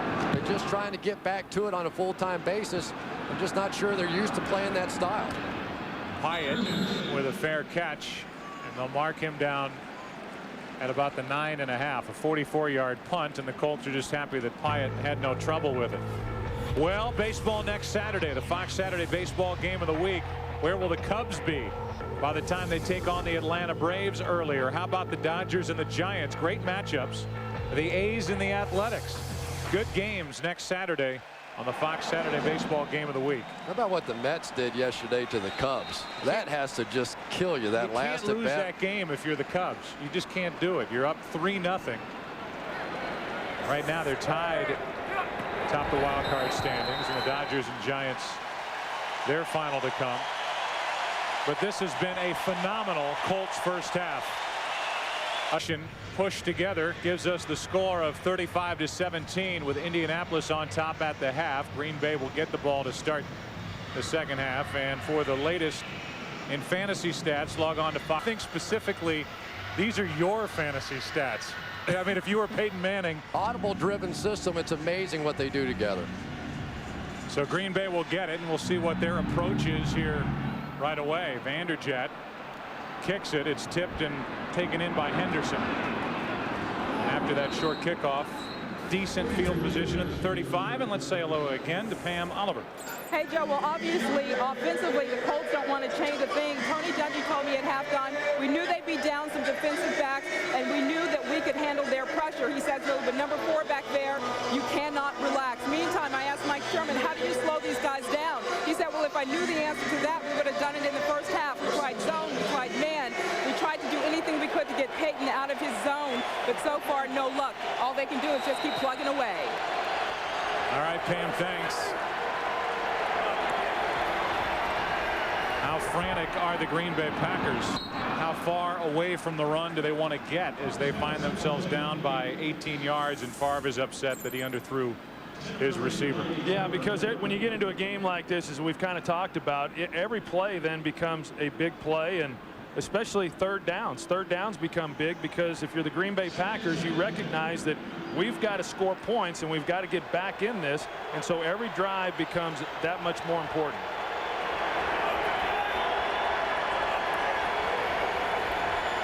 On second down, that's gun to Walker. He's got a first down. He's had a nice game, and he is developing into one of the better receivers in the NFC. Tall kid that really has the ability to go up and make plays, but I think what's been the difference for him are these types of catches. He's now coming in over the middle, making the tough catches, getting his head down, being the all-around player. That's what you're looking for out of somebody, and really what they needed on this Green Bay Packer offense. He couldn't believe it when he showed up from Florida State and caught that first ball, or at least tried to, from Favre, with the kind of velocity he has on the fastball as that catch is made by Driver at the 45-yard line. Well, I think that's what we're getting ready to see, Joe. We're going to see Brett Favre go back to what he is most comfortable doing, and that's getting underneath center, dropping back, and being the gunslinger that he is. And over the last several years, this West Coast offense has evolved into more of a running game, a lot of shotgun formations, play actions. In fact, Brett Favre said it's not West Coast, it's more Midwest offense, and now they're going back to some of the things that he's more comfortable with, having to throw it now in this situation. Drees Bashir is out of the lineup. So even more inexperience in the secondary for the Colts as Amon Green gets a first down. It's now Corey Bird and Anthony Floyd back there as the Colts are down to their final 2 safeties. And I get the feeling that Brett Favre at halftime said, listen, guys, enough's enough. I know you want to run the football. I know you want to try and establish something. He's saying, look at who they have on the field defensively. Look at this secondary. Give me a chance to go out and win the football game. They've yet to run it so far this drive. First down at the Indianapolis 38. To the dot, David, to the dot.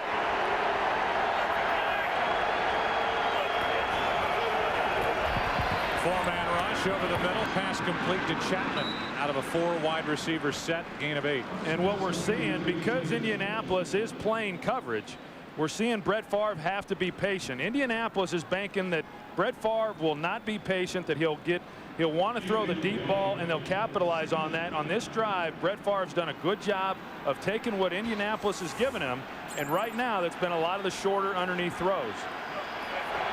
Second down and 2. Now they hand off for the first time this half, and they get another first down. But how many plays this season have we seen the Green Bay Packers come out in their 4 wide receiver set? Not many, because they've had so much of their offense and so much of their passing game come off of the play action because teams are stacking it up in there against Amon Green and trying to stop the run. But right now the Packers are just saying, all right, let's go. Let's spread it out. 4 wide outs, move it all over the field, see what we can do. On first down, they hand to Fisher. Tony Fisher stays on his feet. A nice run inside the 20. Gain of 5.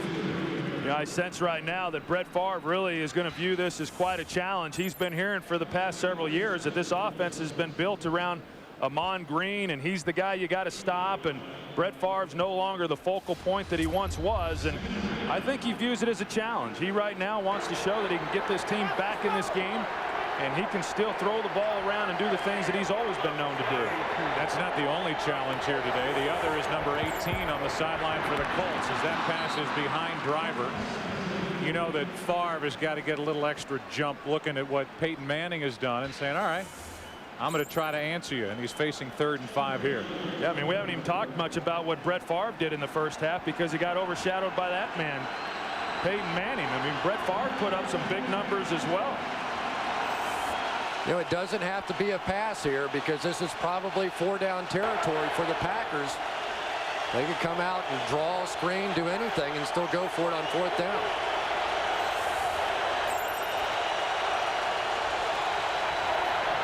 Favre is in trouble. Looking for help. He finds it in Fisher. And Tony Fisher has got another Green Bay 1st down, and that was all Favre buying time.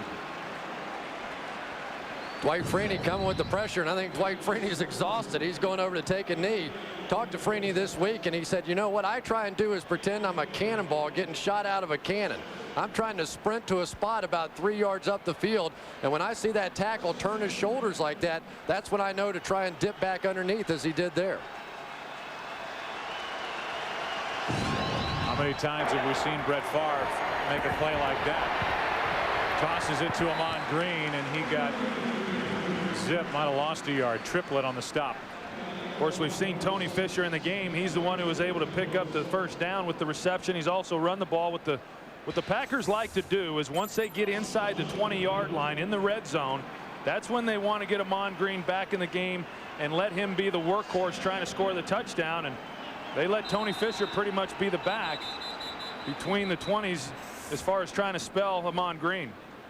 What's this going to be? Between plays, a penalty flag.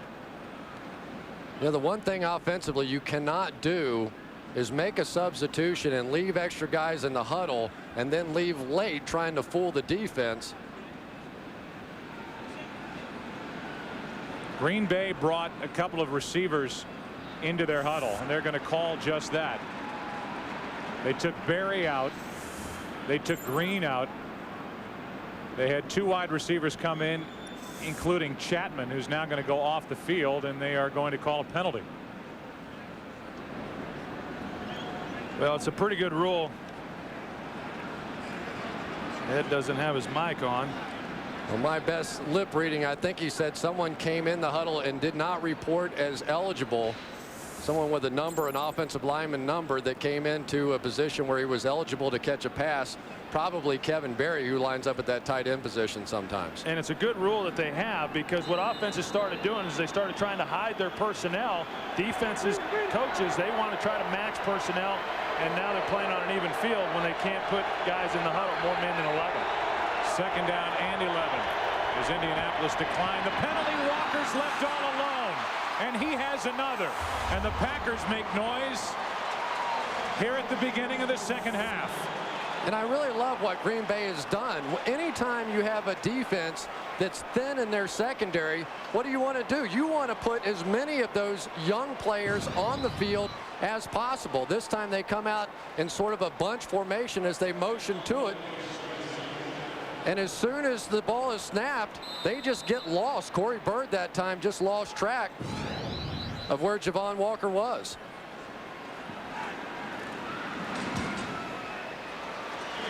The extra point is good, and again it's an 11-point game. An impressive opening drive of this 2nd half. Brett Favre, I'm sure, said, put it on my Hall of Fame shoulders. Down the field into the end zone. Walker has another, and the Packers can celebrate. Over the Chicago Bear defense. He had 7 catches in that game.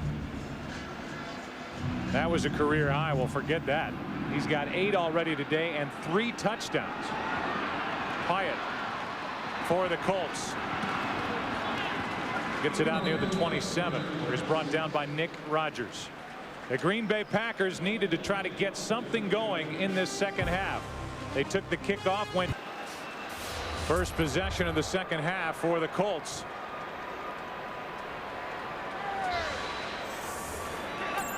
Starting at their own 27. Manning fires, and it's dropped by Harrison. And a major change right now for the Green Bay Packers defensively. They came out in a dime defense, 6 defensive backs. In the first half, even with 3 wide receivers on the field, they were playing a base defense with just 4 defensive backs. So they've gone in at halftime now and said, look, guys, we know we can't cover the pass. Let's get our defensive backs on the field. Now watch Peyton start to run the ball.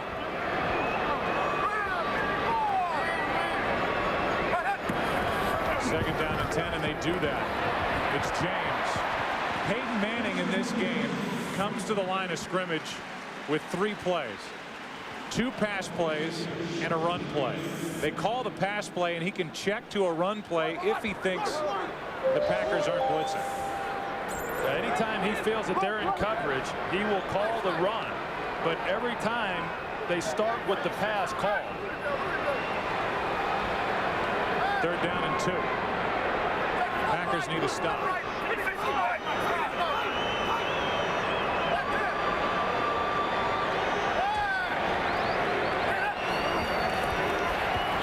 Looking left all the way, and it's Reggie Wayne dropped it. Wayne had it and dropped it. Didn't control it after hauling it in, and it's 3 and out for the Colts. Yeah, and those were 2 good throws that were dropped in this series by Peyton Manning. Puts the ball right on Reggie Wayne's numbers, and he had it, but it got knocked out, and now they've got a punt for only the 2nd time today. And the score by Green Bay when they went down and got the touchdown did put a little pressure here on the Indianapolis Colts, cutting the game to 11. Now if the Green Bay Packers are able to get points on this next possession, they further put pressure on them.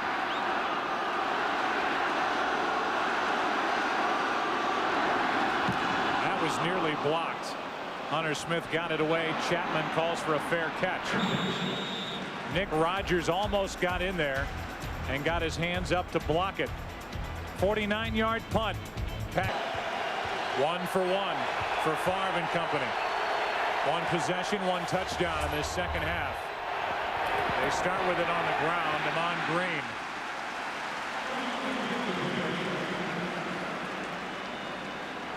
Tonight on Fox, it's a television event with the biggest acts in music and the hottest trends in fashion. Join Beyonce, Usher, and more for a celebration of style and sound.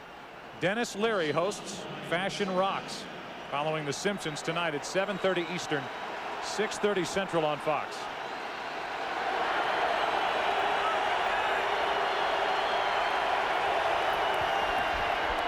Bubba Franks turned to grab it. He has it out at the 22, shy of a first down. How much has this Green Bay attack become a run-dominated attack? Favre has thrown for 300 or more yards only 1 time in his last 26 games, and he's getting close to it here today. I'll tell you, one thing I've really been impressed with has been the Colts defense's ability to stop the run. This is one of the best running attacks in all of football, and yet on first down they're starting to stop that run and force Brett Favre to throw the ball, which maybe that's not a good idea either. Third down and 4.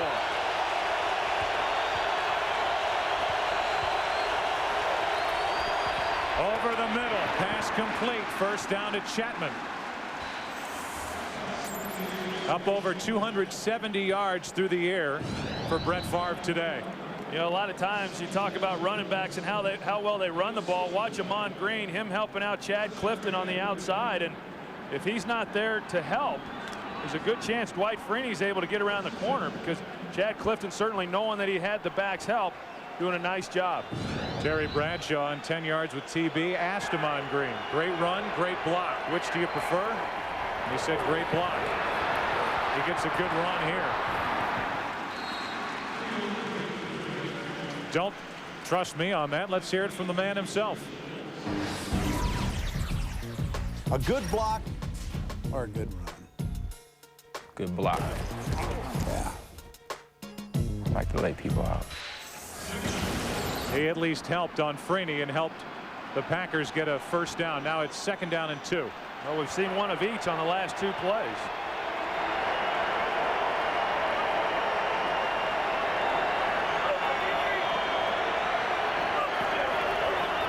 Second down and 2. Now it's Fisher helping out on the rush, and Favre just throws it away. 3rd and 2.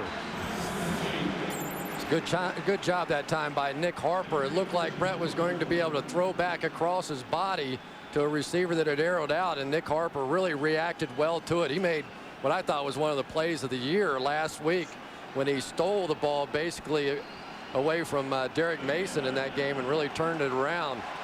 Comes back and makes another one here. That U71 lineup is in there for Green Bay with the extra tackle, Kevin Berry. 3rd down and 2.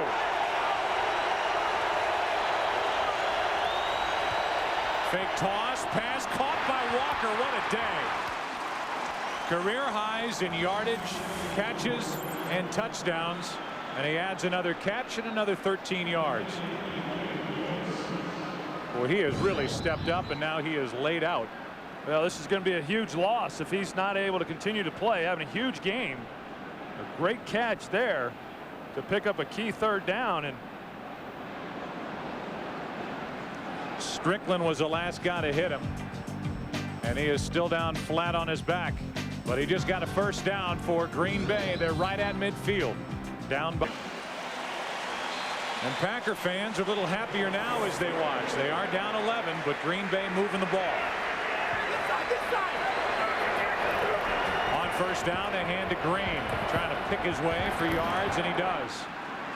Nice run down inside the 45, a gain of 6, and Javon Walker, who had to sit out of play, will come right back in. You know, I really like what the Green Bay Packers have done at halftime of this game. They came out defensively, switched to the dime defense, got the initial stop. Offensively, they've come out to the spread out offense, and that's really working. Let's give Mike Sherman some credit here as he's got this thing turned around. Bashir has to leave limping all the way. This one for Ferguson, and he's not close, and they're going to call a flag. Yeah, you have to. That was about 10 yards down the field, and Strickland was still working on Robert Ferguson.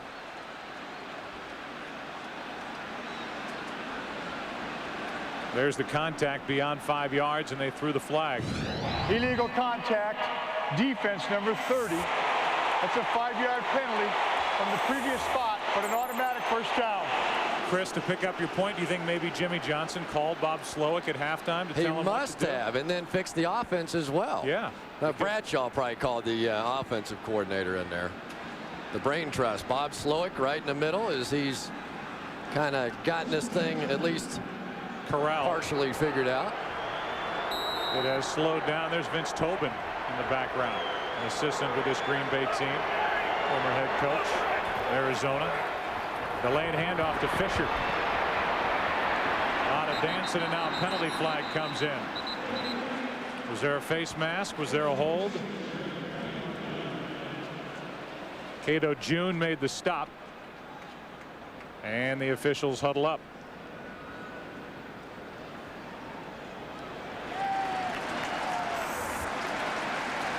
Holding, offense number 76. 10-yard penalty, repeat 1st down. That's Clifton, who has his work cut out for him all day with Freeney. Well, he really does, and we've talked a lot about it. I mean, he's got a tough job over there, and Freeney starts him outside, and the last thing you can do is allow a guy underneath to beat you inside, and that's why the hold was called. And I think when you go back and you look at what Green Bay's been able to do, because they've been able to cut the deficit to 11, it's allowed them to remain a little more balanced in their attack than what they were able to do in the 1st half. 4 wide receivers for the Packers. Fake the handoff. Favre fires too high for Chapman. I know Brett Favre throws a pretty good fastball, but Antonio Chapman really needs to come up with this play. You've got to find ways to make this catch, and this baby is humming. There's no question. Probably a little too high. Let's give him the benefit of the doubt. My bad, Antonio. Check your alignment. I'll never forget the first Pro Bowl I was at with Brett Favre back in 1992. Sterling Sharp was running a crossing route. He threw that thing about 80 miles an hour from 6 yards away. And he says, oh, he does it all the time. 2nd down and 20. To the sideline, another fastball, and this time Driver hangs on. It's going to bring up 3rd down and long, a gain of only 6. 3rd and long, and what Green Bay's done a good job throughout this game of is they've been able to keep it in manageable 3rd downs, and by doing so, they've converted 67% on 3rd down, which obviously is what allows drives to stay alive, and that's why they've been able to come away with some points. This is a big 3rd down here. Need at least 8 or 9 to even have a shot at a field goal here. Brian Longwell's long is 54. He's already missed today from 52. Favre slings it, and it's dropped. Harper had it in his hands, and all he can do is wonder what might have been. He might have run all the way into the end zone. Well, there's a reason why defensive backs play defensive back. I mean, otherwise they'd be wide receivers. I mean, how many times do you see when a guy's got an opportunity to make a play? And I don't know, Harper here just kind of panics a little bit. He jumps when he really didn't have to. Might have even came off his face mask, but had a chance to get the ball and get good field position for his offense. One thing Tony Dungy told his team with all of the games at Dungy is Pyatt calls for a fair catch and takes it. All the experience Dungy has against Favre, he said he'll try to stick it in places where he shouldn't. Green Bay, Indy's run 3 plays, Green Bay 21 with 4:06 remaining in this 3rd quarter. P-Money is back to work. That's what Edgerrin James calls Peyton. He has a lot of money. James on the carry and Hunt on the tackle, a gain of 8. And that's exactly what I expected to see. Again, the Packers come out in that dime defense, 6 defensive backs, and when you get that many little guys on the field, you want to turn around and hand it to Edgerrin James. I was really surprised he threw it last time on 3rd and 2 against the dime. 2nd down and 2. Game of adjustments. They hand to James, and he's brought down immediately. Arcal Trueluck with a stop. Gain of only 1. Excuse me, Joe. Sometimes the best defense is a good offense, and you look at what Green Bay's been able to do here in the 2nd half as far as keeping the ball. They've had 2 good possessions, one for a touchdown, the other one they had to punt, but they kept the ball away from Indianapolis. You talk about keeping Peyton Manning on the sidelines. Now they're faced with a 3rd and 1. And for as good as they played there in the 1st half, Green Bay's been able to control the clock and run off much more plays than what Indianapolis has been able to. They huddled up prior to this 3rd and 1. Green Bay had time to get a bigger lineup out there, and they hand it to James, and Edgerrin James has a 1st down. We look at the great trios throughout history, Unitas Moore and Raymond Berry. How about Bradshaw, Harris, Stallworth, and Swan? Jim Kelly, Thurman Thomas, and Andre Reed. And now here in Indianapolis, it's Manning, James, and Harrison. We didn't even get to look at Aikman, Smith, and Irvin.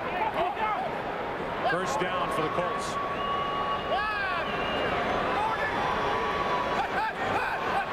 That's what the no-huddle offense does. Manning fires, and it's Reggie Wayne. Forced out of bounds by Horton. Big pickup of 23. Green Bay actually does a pretty good job of getting some pressure up front. They move the pocket, but Peyton Manning, take a look. He does a good job of stepping up and finding a lane right there. The pocket is formed. He finds Reggie Wayne on a deep crossing route against the man coverage. That's the route that you want on. Great completion.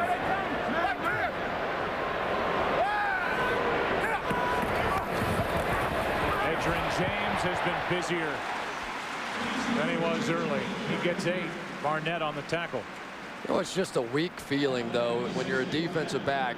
When they run those crossing routes all the way across the field in man coverage, and you see it's just a foot race. There's really nothing to the route. It's who can run the fastest, and all day long we've seen the situation. It has been the Colts receivers simply being able to outrun the Green Bay Packer defenders almost every time.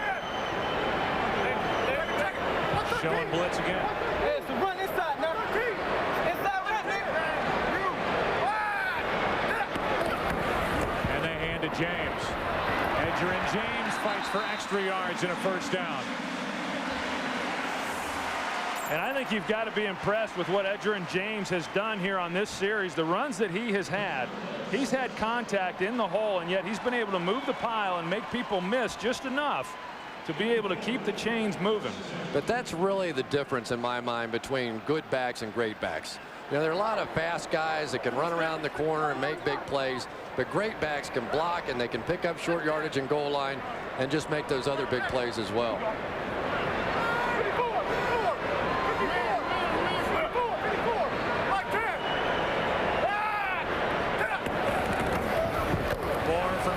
James down to the 29, and that should do it for the third quarter.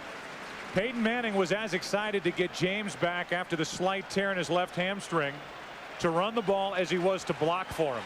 That's the kind of complete back that Edgerrin James has become. 1 quarter to go. And we look at the two quarterbacks who we highlighted coming in. The league talking about this matchup. And it's Brett Favre, 24 of 35 for just under 300 yards. And Manning, he has hardly been stopped. The times he doesn't complete passes are when guys are dropping the ball. Quarterback rating of 142.5. Neither one's disappointed, have they? Not at all. 2nd down and 6 as we begin the fourth quarter. Manning had a hand on him as he threw it. Penalty flag is down, and it's Stokely. They're going to call him out of bounds just outside the goal line, but we'll check the marker. Campman had pressure, and they threw a flag just as Campman was getting his hands on Manning. Yeah, I think that one's coming back, Joe. And Manning's reaction would verify that. Instead of first and goal. Offense number 78. 10-yard penalty, retrieve 2nd down. They get Tarek Glenn again. Yeah, and that's Tarek Glenn, and he's had a few of those already today, and he's actually got some help over there also. You got the hold there. He's trying to come underneath, and easy call there for the official to make. They ruled Stokely out at the 1. It doesn't matter. The penalty brings the ball all the way back to the 39 and brings up 2nd down and 16. A huge hold call against Green Bay on their last possession. This could be a big one against the Colts if the Packers can stop them.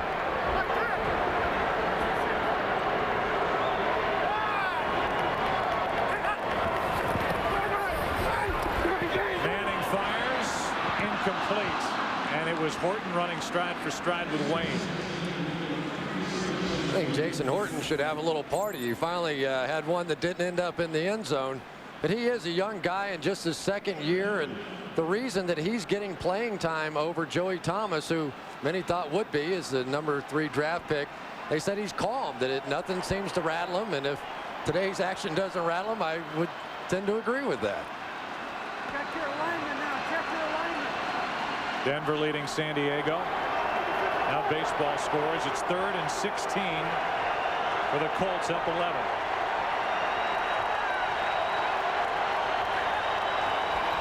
And that's another one on Indianapolis. That's another one on the left tackle. Tarek Glenn is what it looked like. Got 15,000 Packer fans down here making noise and bothering the offense. Before the ball was snapped, ball start, offense number 56. 5-yard penalty, it's still 3rd down. They say Pecco, but certainly could have been on Glenn as well. The Colts expected all these Packer fans to show up here, but what they did was tie in a preseason ticket that they had to pay for in a game against Buffalo. So if a Green Bay fan wanted to come here, they had to buy 2 tickets. That's not going to slow down a Packer fan. 3rd down and 21. Glenn almost got into his stance early again. This is James. Edgerrin James, Bouchou brings him down. Shy of first down yardage, but they are within field goal range for Vanderjagt. And that's a great job by Peyton Manning, recognizing the situation and knowing what you've got to do in order to try to come away with points. And watch Edgerrin James when he catches this ball. First he starts like he's going to try to outrun it to the sideline. Then he realizes get up the field north and south, get as many yards as you can, put yourself in a position for a legitimate field goal attempt. But that stop now, even if they make this field goal, still keeps it a 2-touchdown game. So at least a bit of a win here for the Packers defense. This man holds a record for the most consecutive field goals made at 42. Snapped earlier this year in the loss to New England. This one is perfect. 177th career field goal. That's a new Colt record. Vanderjagt has it, and it's a 14-point game. Trust to run this offense, and so far the Colts have put up 38 points. Edgerrin James has been more involved in the second half, and Vanderjagt kicks it away. That's Ferguson from inside the 10. Robert Ferguson. Ferguson down the sideline, tripped up by the kicker Vanderjagt, and they're going to mark Ferguson down right at the 22-yard line, and it was the kicker that saved the touchdown. Great play by Vanderjagt just to get a fingernail on him, but Robert Ferguson was injured, hurt his hamstring. They didn't think he'd be able to return kicks. They start back to the left and then cross all the way back across the field. And this one might just break it all the way. Sometimes when you're the last defender, you dive and just try and kick one foot into the other. It's exactly what Vanderjagt did to save the touchdown. Kicked one foot into the other foot, and the guy falls down. 71-yard return to set up the Packers at the Indianapolis 22. Favre to the end zone. It's tipped and incomplete. And it was Nelson, the linebacker, that got up, got a hand on it, and saved a touchdown. Chapman was the intended receiver, and he was open behind Jim Nelson. Well, they call it a game of inches, and now you understand why. Vanderjagt makes a fingernail tackle, and Jim Nelson, watch him get up for a linebacker. That's going to be a touchdown. And the Packers really catch a break. That one wasn't intercepted. Tremendous play that time by Jim Nelson, the nickel linebacker. Second down and 10.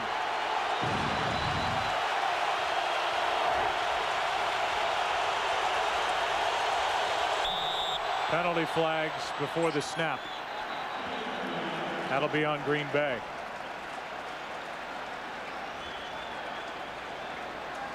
Before the ball was snapped, false start. Offense number 62. 5-yard penalty, still second down. They get Marco Rivera as the Packers try to turn a 71-yard kickoff return by Ferguson into points. Well, both of these offenses have had problems. Once they've gotten in a position to try to get points and stay ahead of the chains, both of them, both Indianapolis and Green Bay, have had penalties that have gotten them into long down situations. That's what's happened in this second half.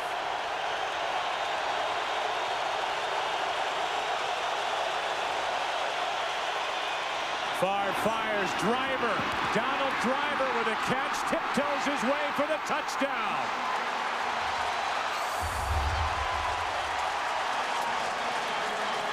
A 300-yard day for Brett Favre.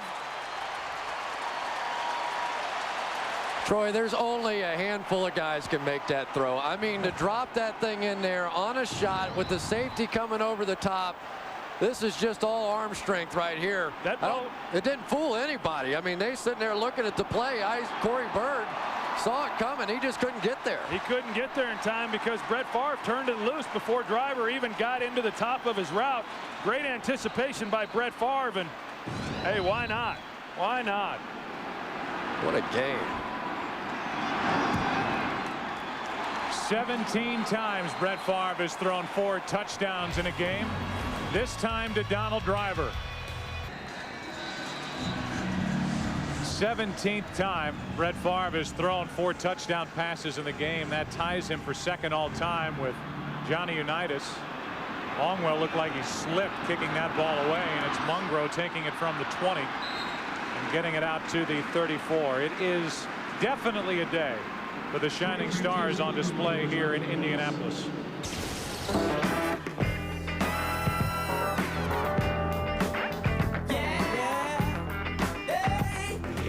If that doesn't make you move, you need to wake up. Earth, wind, and fire. We had a lot of fire, not a lot of earth and wind in this dome, though. 38-31, a 7-point game. Packers seemed like they were almost dunked in the first half, and they have gotten up and made it a game. KGB got an unbelievable jump coming across the line of scrimmage, and Manning can't believe there's no flag. I can't believe if he didn't get offsides. You can tell right there he's clearly was offsides, and yet nothing was called.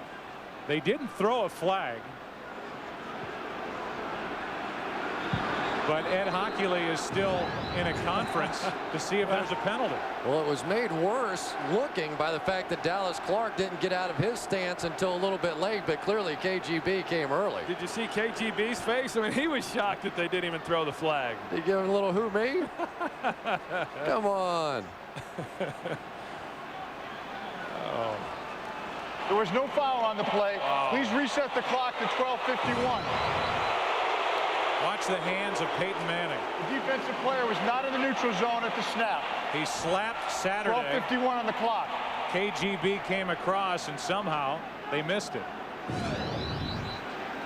That was one of the things that the Packers had picked up on, that they felt like that Peyton Manning, just before he truly was going to snap the ball and not do more audibling, he would slap the side of the center, and it was one of the keys, and maybe KGB that time saw it and jumped early.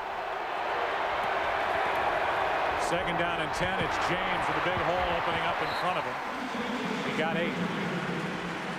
Let's go back to the touchdown and the completion to Driver. Corey Burge right here. He's going to see this all the way. There's no question about it. He knows exactly where Brett's going to go with the ball, but the arm strength of Brett Favre, he gets it in there anyway. It's just remarkable. You don't see that play pulled off when that safety has that kind of an eye on it. Well, it goes back to good pass beats good coverage every time. 3rd down and 2.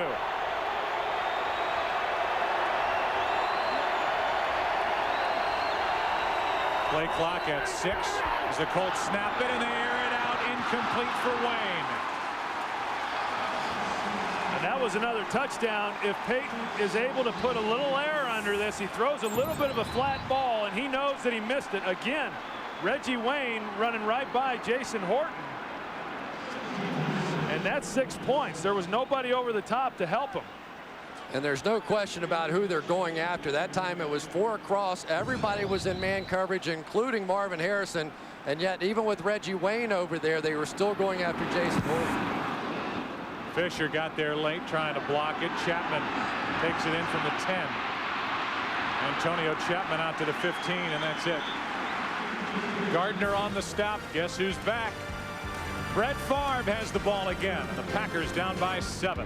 Antonio Chapman dislocated his finger on that last return. Was fortunate to just hold on to the ball. And the Packers have it at their own 15. Quick throw and a completion. Javon Walker. You can either trust me that he dislocated his finger, or you can watch this, and I would ask you, if you're squeamish at all, don't watch.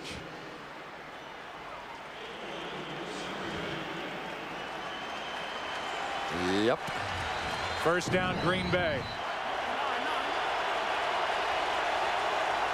One more use for duct tape over on the Green Bay sideline.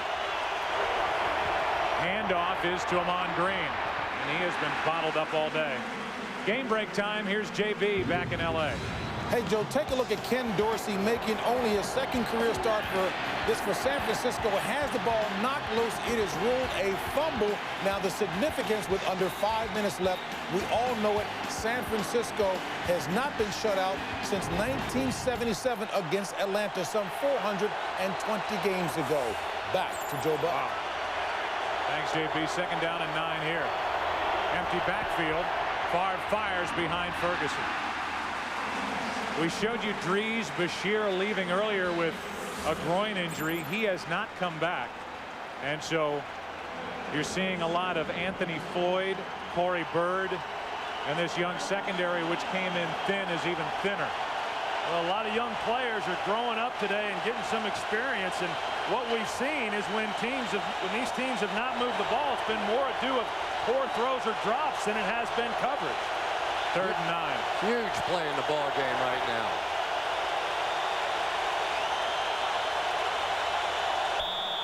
Rivera moved. The man across from him moved.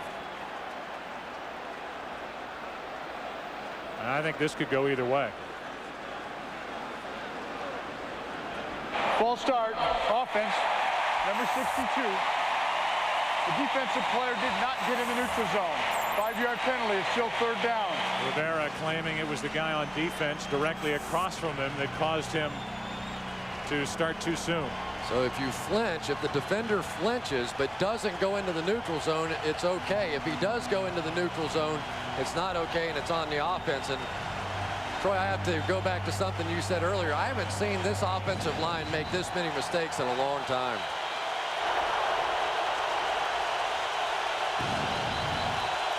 That was Josh Williams. He didn't go into the neutral zone. He came awfully close.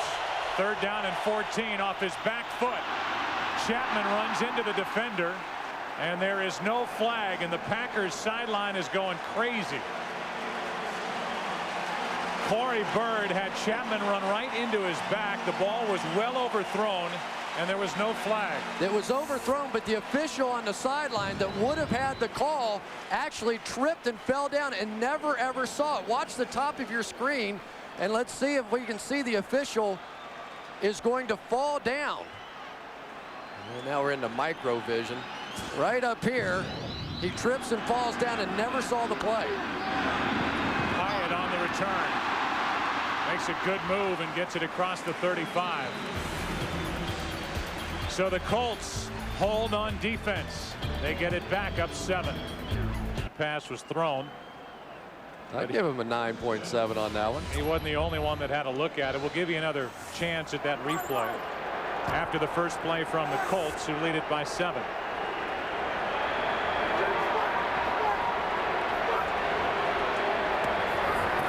And a quick throw to Stokely. Brandon gets it out to the 45 and just beyond, a gain of 9. And somebody on the sideline obviously yelled fire as the ref did his stop, drop, and roll.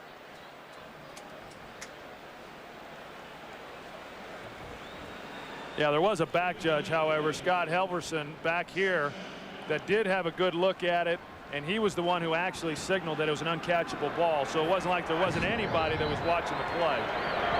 Second down and a yard for the Colts, and they hand it off to Edger and James. He doesn't get it. About a half-yard shy of a first down. Just a huge stop, though, on that last one by the Colts defense. There they were in a situation where they were defending against Green Bay coming down and tying up the score. So Brandon Stokely down. That's on the sideline, getting looked at. He was the one that tried that leaping try for a first down 2 plays ago. Well, this is a big third down. This offensive line is not a big, powerful, strong offensive line that moves people, but they're going to need to here. It's a short 1 yard to go, and it's Edger and James. He did not get it. I think he lost yardage. They're going to mark him back all the way at the 46, which is a full yard shy of a first down. And I think what happens is you start pulling offensive linemen on 3rd and short, and usually a defense then will get penetration. And that's what happened. This offense really does its best job when it blocks on angles.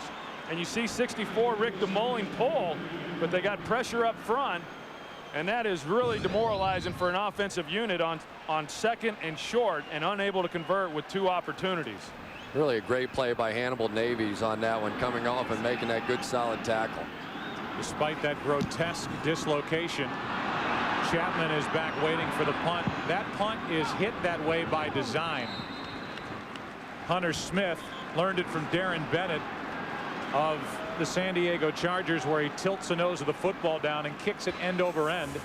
And it checked up. It's going to be marked at the 21-yard line, which is where Green Bay will take over.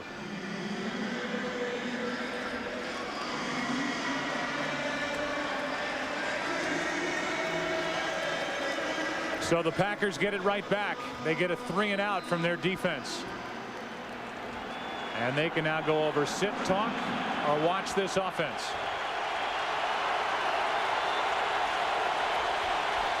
Favre drops it off. Amon Green. And Green has a Green Bay first down. And now Brett Favre grabs the back of his left leg as we welcome you to Indianapolis. A new audience joining us. You have missed fireworks really from the beginning. Well, we've already seen Brett Favre. He's playing with what appears to be a sore left shoulder. Now he's grabbing his leg, grabbing his hamstring.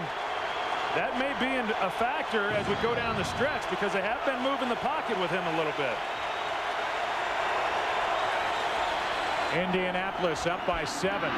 Gingerly, Brett Favre drops back to throw as he has made his 192nd consecutive start here today during the regular season, and he can't move around at all. No, and this Dwight Freeney here is what you're going to see, the knee right to the back of the leg. But really, that's good news, the fact that it's a bruise and not a pulled hamstring. We saw Mark Brunell last week having to come out of the game with a pulled hamstring, a bruise you can live with. Well, unless he's unable to move outside the pocket, a lot of their plays have come with him outside the tackles on the move. On 2nd down and 8, nice catch, one-arm grab by Driver for a first down. As a means of trying to catch you up to date as to where we are right now, this has been an unbelievable offensive assault on each side. Each team scored the first 2 times they had it. Stokely, Wayne, Mungro getting in on the action. Javon Walker a 3-touchdown day. Donald Driver with a Cirque du Soleil touchdown at the far end to make it a 7-point game. These two teams 1-1 coming into this afternoon's game. First down Packers. Passes on a laser line and it's ripped out. They're calling it a completion fumble. Javon Walker couldn't hang on and the Colts take over. David knocked it away and Nick Harper came up with a ball.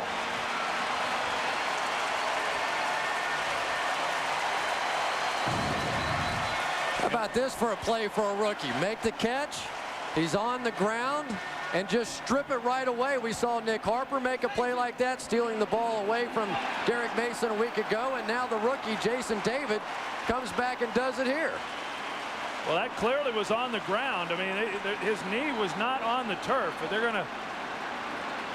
And Green Bay recognizes that. They're not going to challenge the call, and it's a good non-challenge by Green Bay. Ball clearly out. A big play because you could tell that Indianapolis was clearly on their heels and had not been able to stop Green Bay for most of this second half. Javon Walker, who has had a brilliant game, had it ripped away by Jason David. And then Harper, who had that huge interception last week at Tennessee, taking it away from Mason, comes up with the loose ball. Here's Edger and James. Forced out by Hawthorne. Gain of 5. We go back a week ago. Play started from the 2. Amon Green was hit and hit hard by Urlacher. The ball came out. Brown recovered. There's some controversy as to whether that was an illegal block in the back by Urlacher on Favre, but Brown went down. 95 yards for the fumble return for the touchdown. That 14-point swing, the Packers will tell you, cost them a win at home over Chicago. 2nd down and 5 here for Indy. You got it now. You got it now. Hug. On 2nd down, Reggie Wayne. He hasn't dropped anything all day. First down, Indianapolis. And let's not forget last week, Nick Harper coming up with the big interception that secured their victory last week. And right now, what you're seeing of the Indianapolis Colts is they're going to start milking this clock down. They were able to pick up 5 yards on first down with Edger and James. Right now for Peyton Manning, it's all about completions. It's all about keeping this clock running. As you keep an eye on the play clock, they'll run this thing down as much as they can without losing the momentum that they currently have.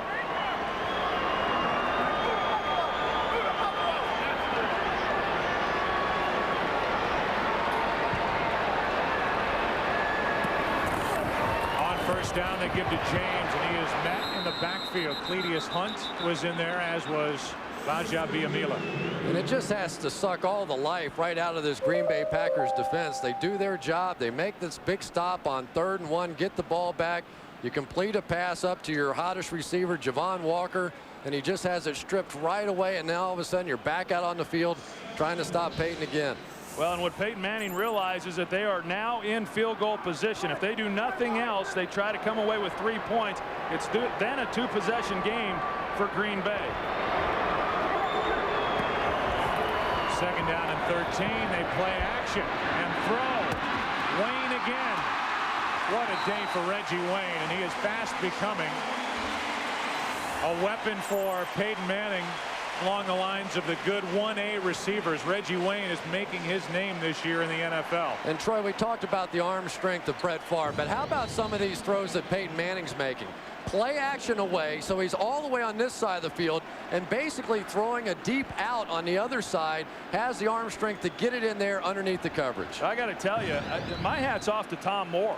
I mean, they're in a position to kick a field goal and go up by 10, and yet he still has the confidence and the belief in Peyton Manning, as he should, to continue to let this guy throw the football. You also have to like the way Reggie Wayne came back to get that ball with the defender. I believe it was Hawthorne right there. Wayne went and got it, made the catch. First and goal for the Colts, and they have to use a timeout, up by 7.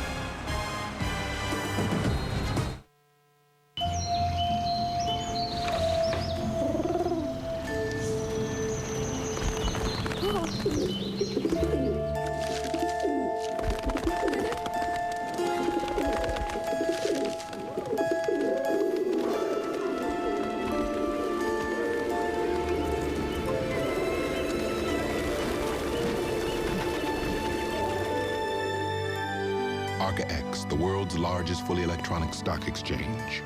People everywhere are experiencing a breakthrough. I'm full! Taco Bell's new Big Bell Value Menu, featuring the spicy chicken burrito with shredded chicken simmered in authentic Mexican spices. To keep your stomach and your wallet full, think outside the bun. Ebert and Roper give Ladder 49 2 thumbs up. It's powerful, gripping, one of the year's best films. Keep your eyes on me, okay? Ladder 49, rated PG-13, in theaters October 1st. Hello, sick people. In the interest of saving time and avoiding a lot of useless chit-chat later, I'm Dr. Gregory House. I was expecting you in my office 20 minutes ago. Well, that's odd, because I had no intention of being in your office 20 minutes ago. $50. You want to bet on the patient's health? You think that's bad luck? We had 6 symptoms that didn't add up to anything. Now we got 7. Who's excited? This fall, if there is a cure, he will find it. If these two have different reactions, we'll know how to save the rest. When there's no hope, he's the answer. You're risking a patient's life. From the director of X-Men and the Usual Suspects. Should I discontinue the treatment, boss? You got lucky. Cool, huh? House, a new series coming Fox Fall.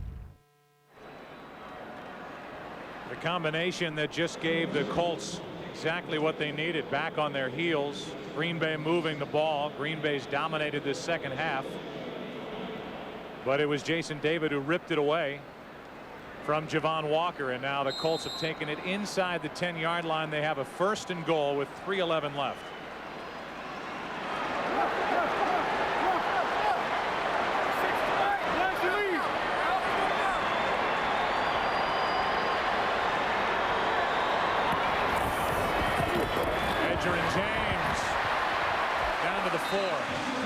Well, now if you're Green Bay, Joe, you got to start making a decision as to whether you're going to burn timeouts and try to keep as much time on the clock, and that's what they decide to do.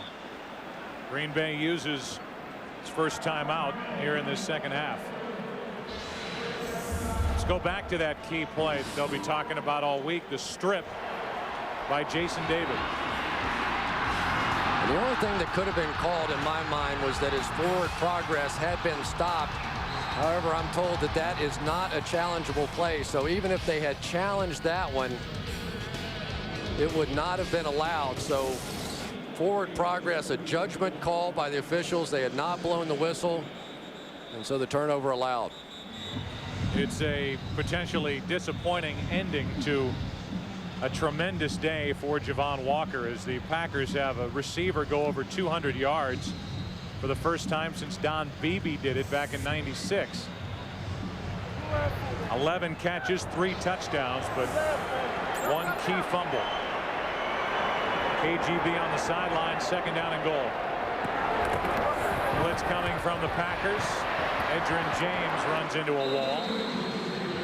That'll bring up 3rd and goal, and the Packers will use another timeout.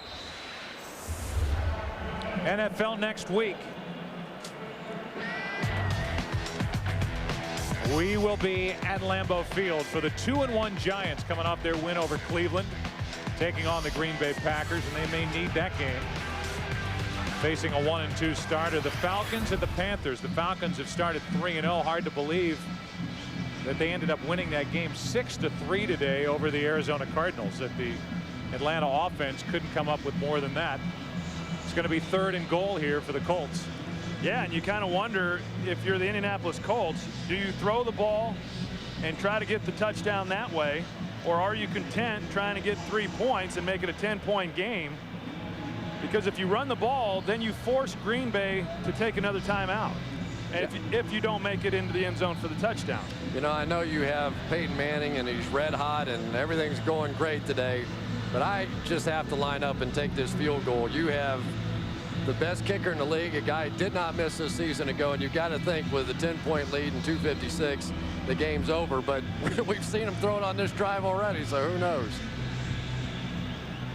2:56 remaining. A timeout left for Green Bay, and then obviously the 2-minute warning.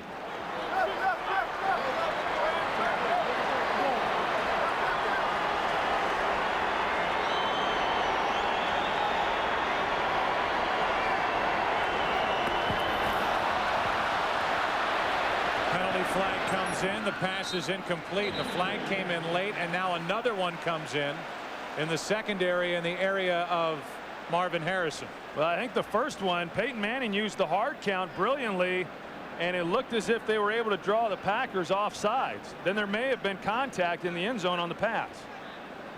If there is, and it's pass interference in the end zone. There were 2 fouls by the defense on the play.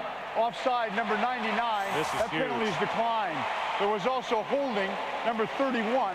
That penalty's accepted. Half the distance to the goal. Automatic first down. The automatic first down is the killer in that penalty for the Green Bay Packers. And you can only use that hard count down there on the goal line at home. Credit being at home here in Indianapolis in the Dome to use a hard count on 3rd and goal to draw him off sides. Peyton Manning then, realizing he's got a free play, he takes a shot, he gets contact, and it's 1st and goal. The last 2 times the Colts have come to the line, we've had the microphones open down there, but you don't hear Peyton Manning screaming and moving guys around. He's been quiet.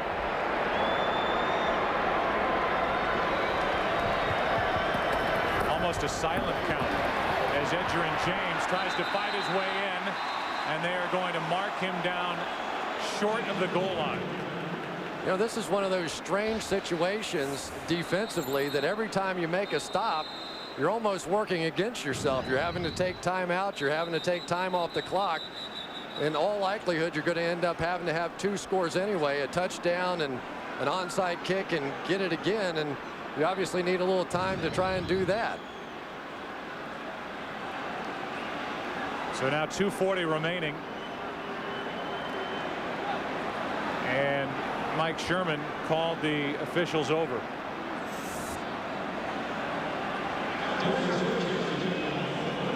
So far, the Green Bay Packers have not called their final timeout. There was no challenge on the play. No challenge on the play. 2nd down. I'm not so sure Mike Sherman was trying to say that they had scored. I don't know if he's trying to get the ball back. I'm not sure exactly what the communication is, but we saw Tony Dungy spreading his hands apart as though there was about a foot left before they were able to get into the end zone. Obviously, they want to score a touchdown here, but at the same time, they would love to take as much time off the clock as they possibly can. Well, the guy who brings the water. 2:40. I will start it on the whistle. 2:40. Because Green Bay didn't use a timeout, they will wind the game clock. Started at 2:40. They were ready to do it here, but the guy who brings the water into the huddle was still out on the field. So it's 2nd down and goal. They'll wind the clock, and Green Bay will at least think about using their final timeout. How strange would that have been to have a coach wanting to challenge? Obviously, this is a booth review situation, but wanting to challenge to give the other team a touchdown. Well, it's outside 2 minutes, so they could have challenged, and we'll take another look at that play just to get one more peek and see if indeed Edgerrin James got in. They're saying he's down there. Right there. And there's no doubt that Edgerrin James did not get in. Play.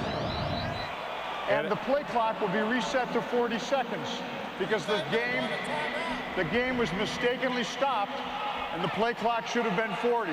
The clock will start on my whistle. No timeouts were charged. Green Bay has one remaining timeout. And I'm not real sure why Peyton has him at the line right now. I would be taking as much time off this as possible. They've got 40 seconds on the play clock and they're running a play. I don't think he realizes it. Oh, he does now. There's no reason to snap this. There's no reason, and you don't want them sitting in their stance either and flinching. This is very strange.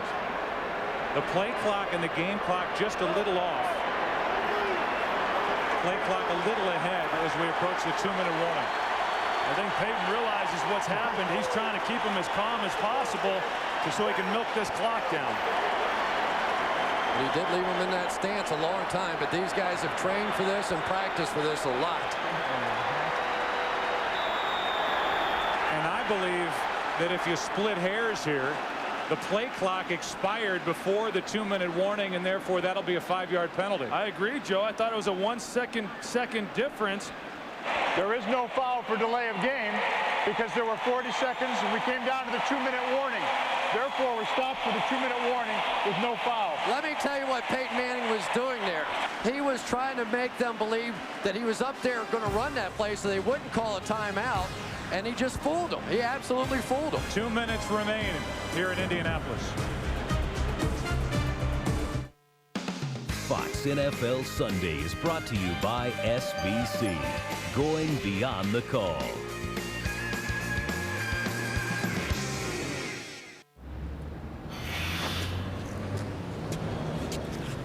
Oh, yeah! Welcome to the concrete jungle! Get your hands off my tools, huh? Huh? Where you at? Huh? What you looking around for? No backup! I got you! Who your daddy? Who your dad?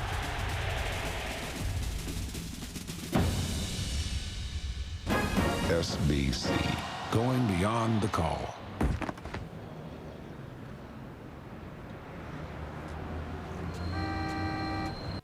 Sports Illustrated has called Friday Night Lights one of the greatest sports stories ever told. I'm gonna knock him out, and I'm gonna smile when I do it. Now it's being called one of the greatest sports movies ever made. It's time. Yeah, that's what I'm talking about! Run, run, run, run! From the producer of 8 Mile, Friday Night Lights, rated PG-13, at theaters October 8th.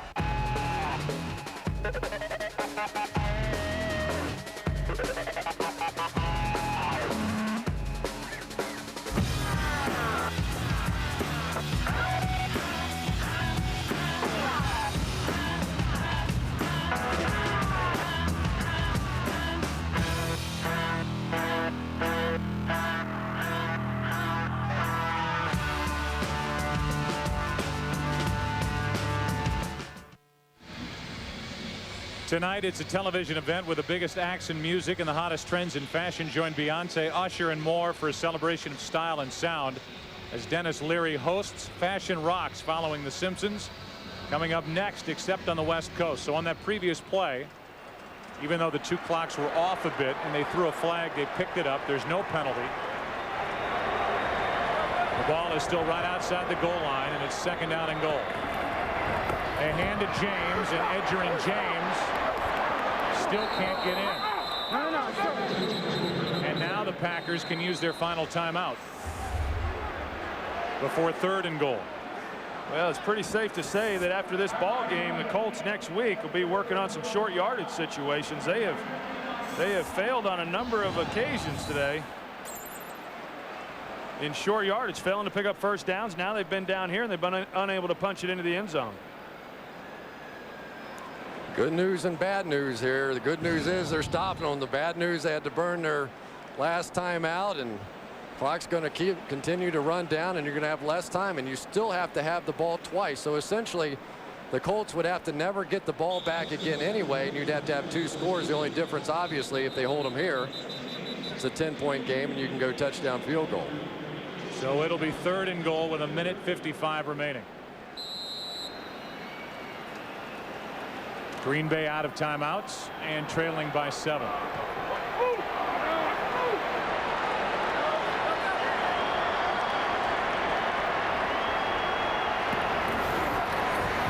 hand to James. Edger, and James is in for the score.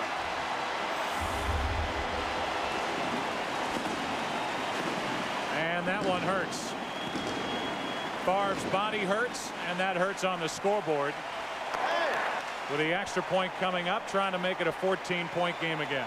Yeah, Joe, and they went back to really what they do best in the running game, and that's the stretch play. They'd been trying to run over Jeff Saturday and their guards in the A gaps. This time they go to the stretch play off tackle. Easy touchdown. But just a dream scenario for the Colts there at the end. They get the touchdown, they run the clock, they burn all of Green Bay's timeouts. Just handled perfectly, and I still believe that Peyton Manning was putting on an act up there. He wanted Mike Sherman to believe that he was going to run a play despite what was happening with the clocks and make a mistake, and that acting job burned off a key 40 seconds. Vanderjagt to make it a 14-point game. 45-31.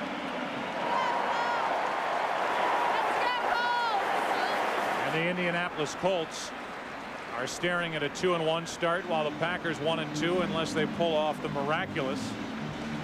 We came on the air talking about the quarterbacks and about this matchup between the Colts and the Packers, and we have not been disappointed in any way.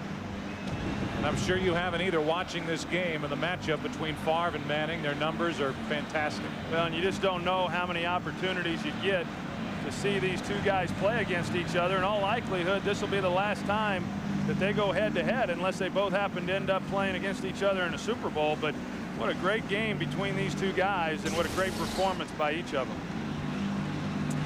I'll tell you, I think there's a big story going on in Seattle right now as well. That team going out on the road and winning their first 2 games. They won only 2 games all last year on the road, and turn around and just blow out San Francisco today. That's a talented bunch there as well.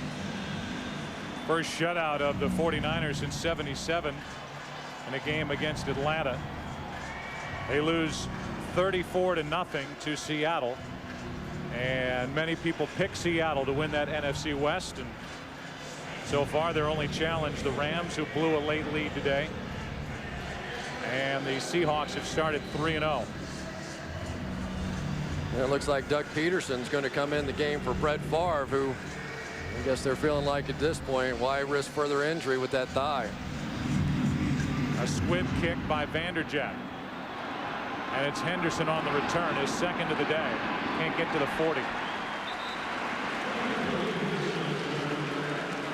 And it will be Peterson coming out with this last gasp for the Green Bay offense. We go back to that play that injured the back of the left leg by Favre, the right knee of Freeney jamming into his hamstring.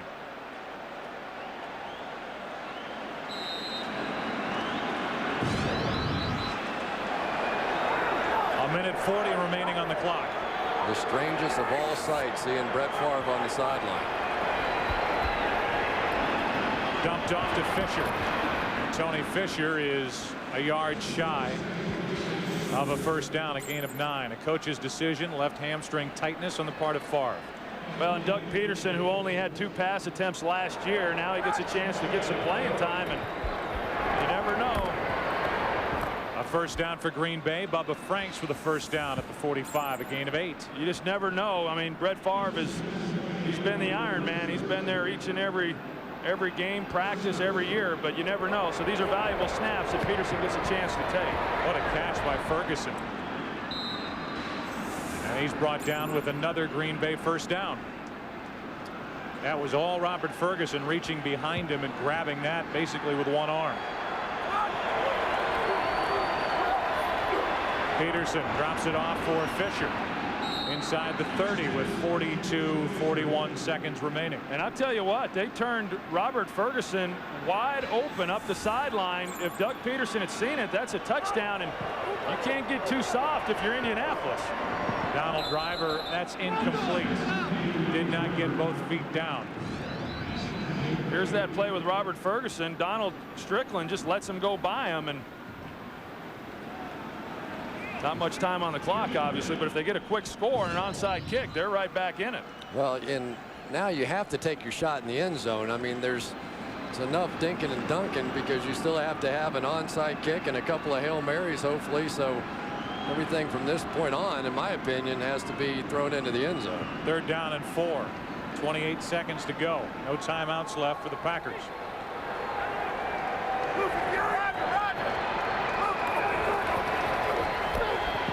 Pass is picked off, and that'll end the day here in Indianapolis.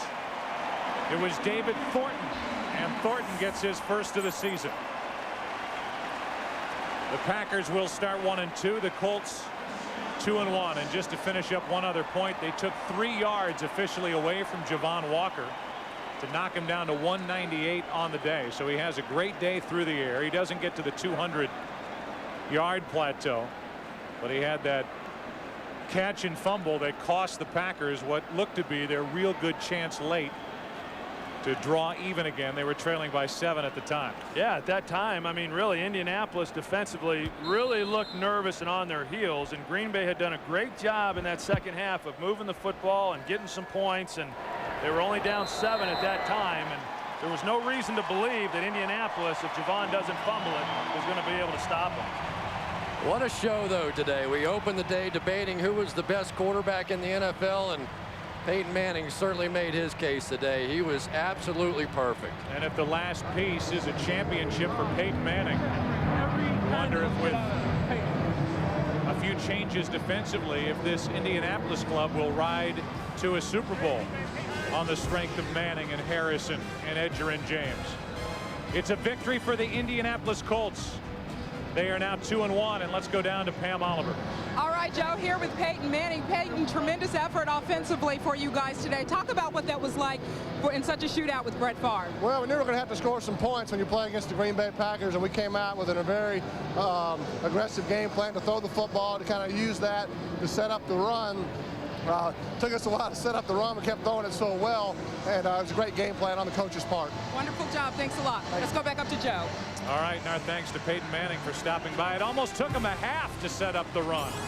One pass after another, and a 14-point win for the Colts. We'll come back and wrap up the day.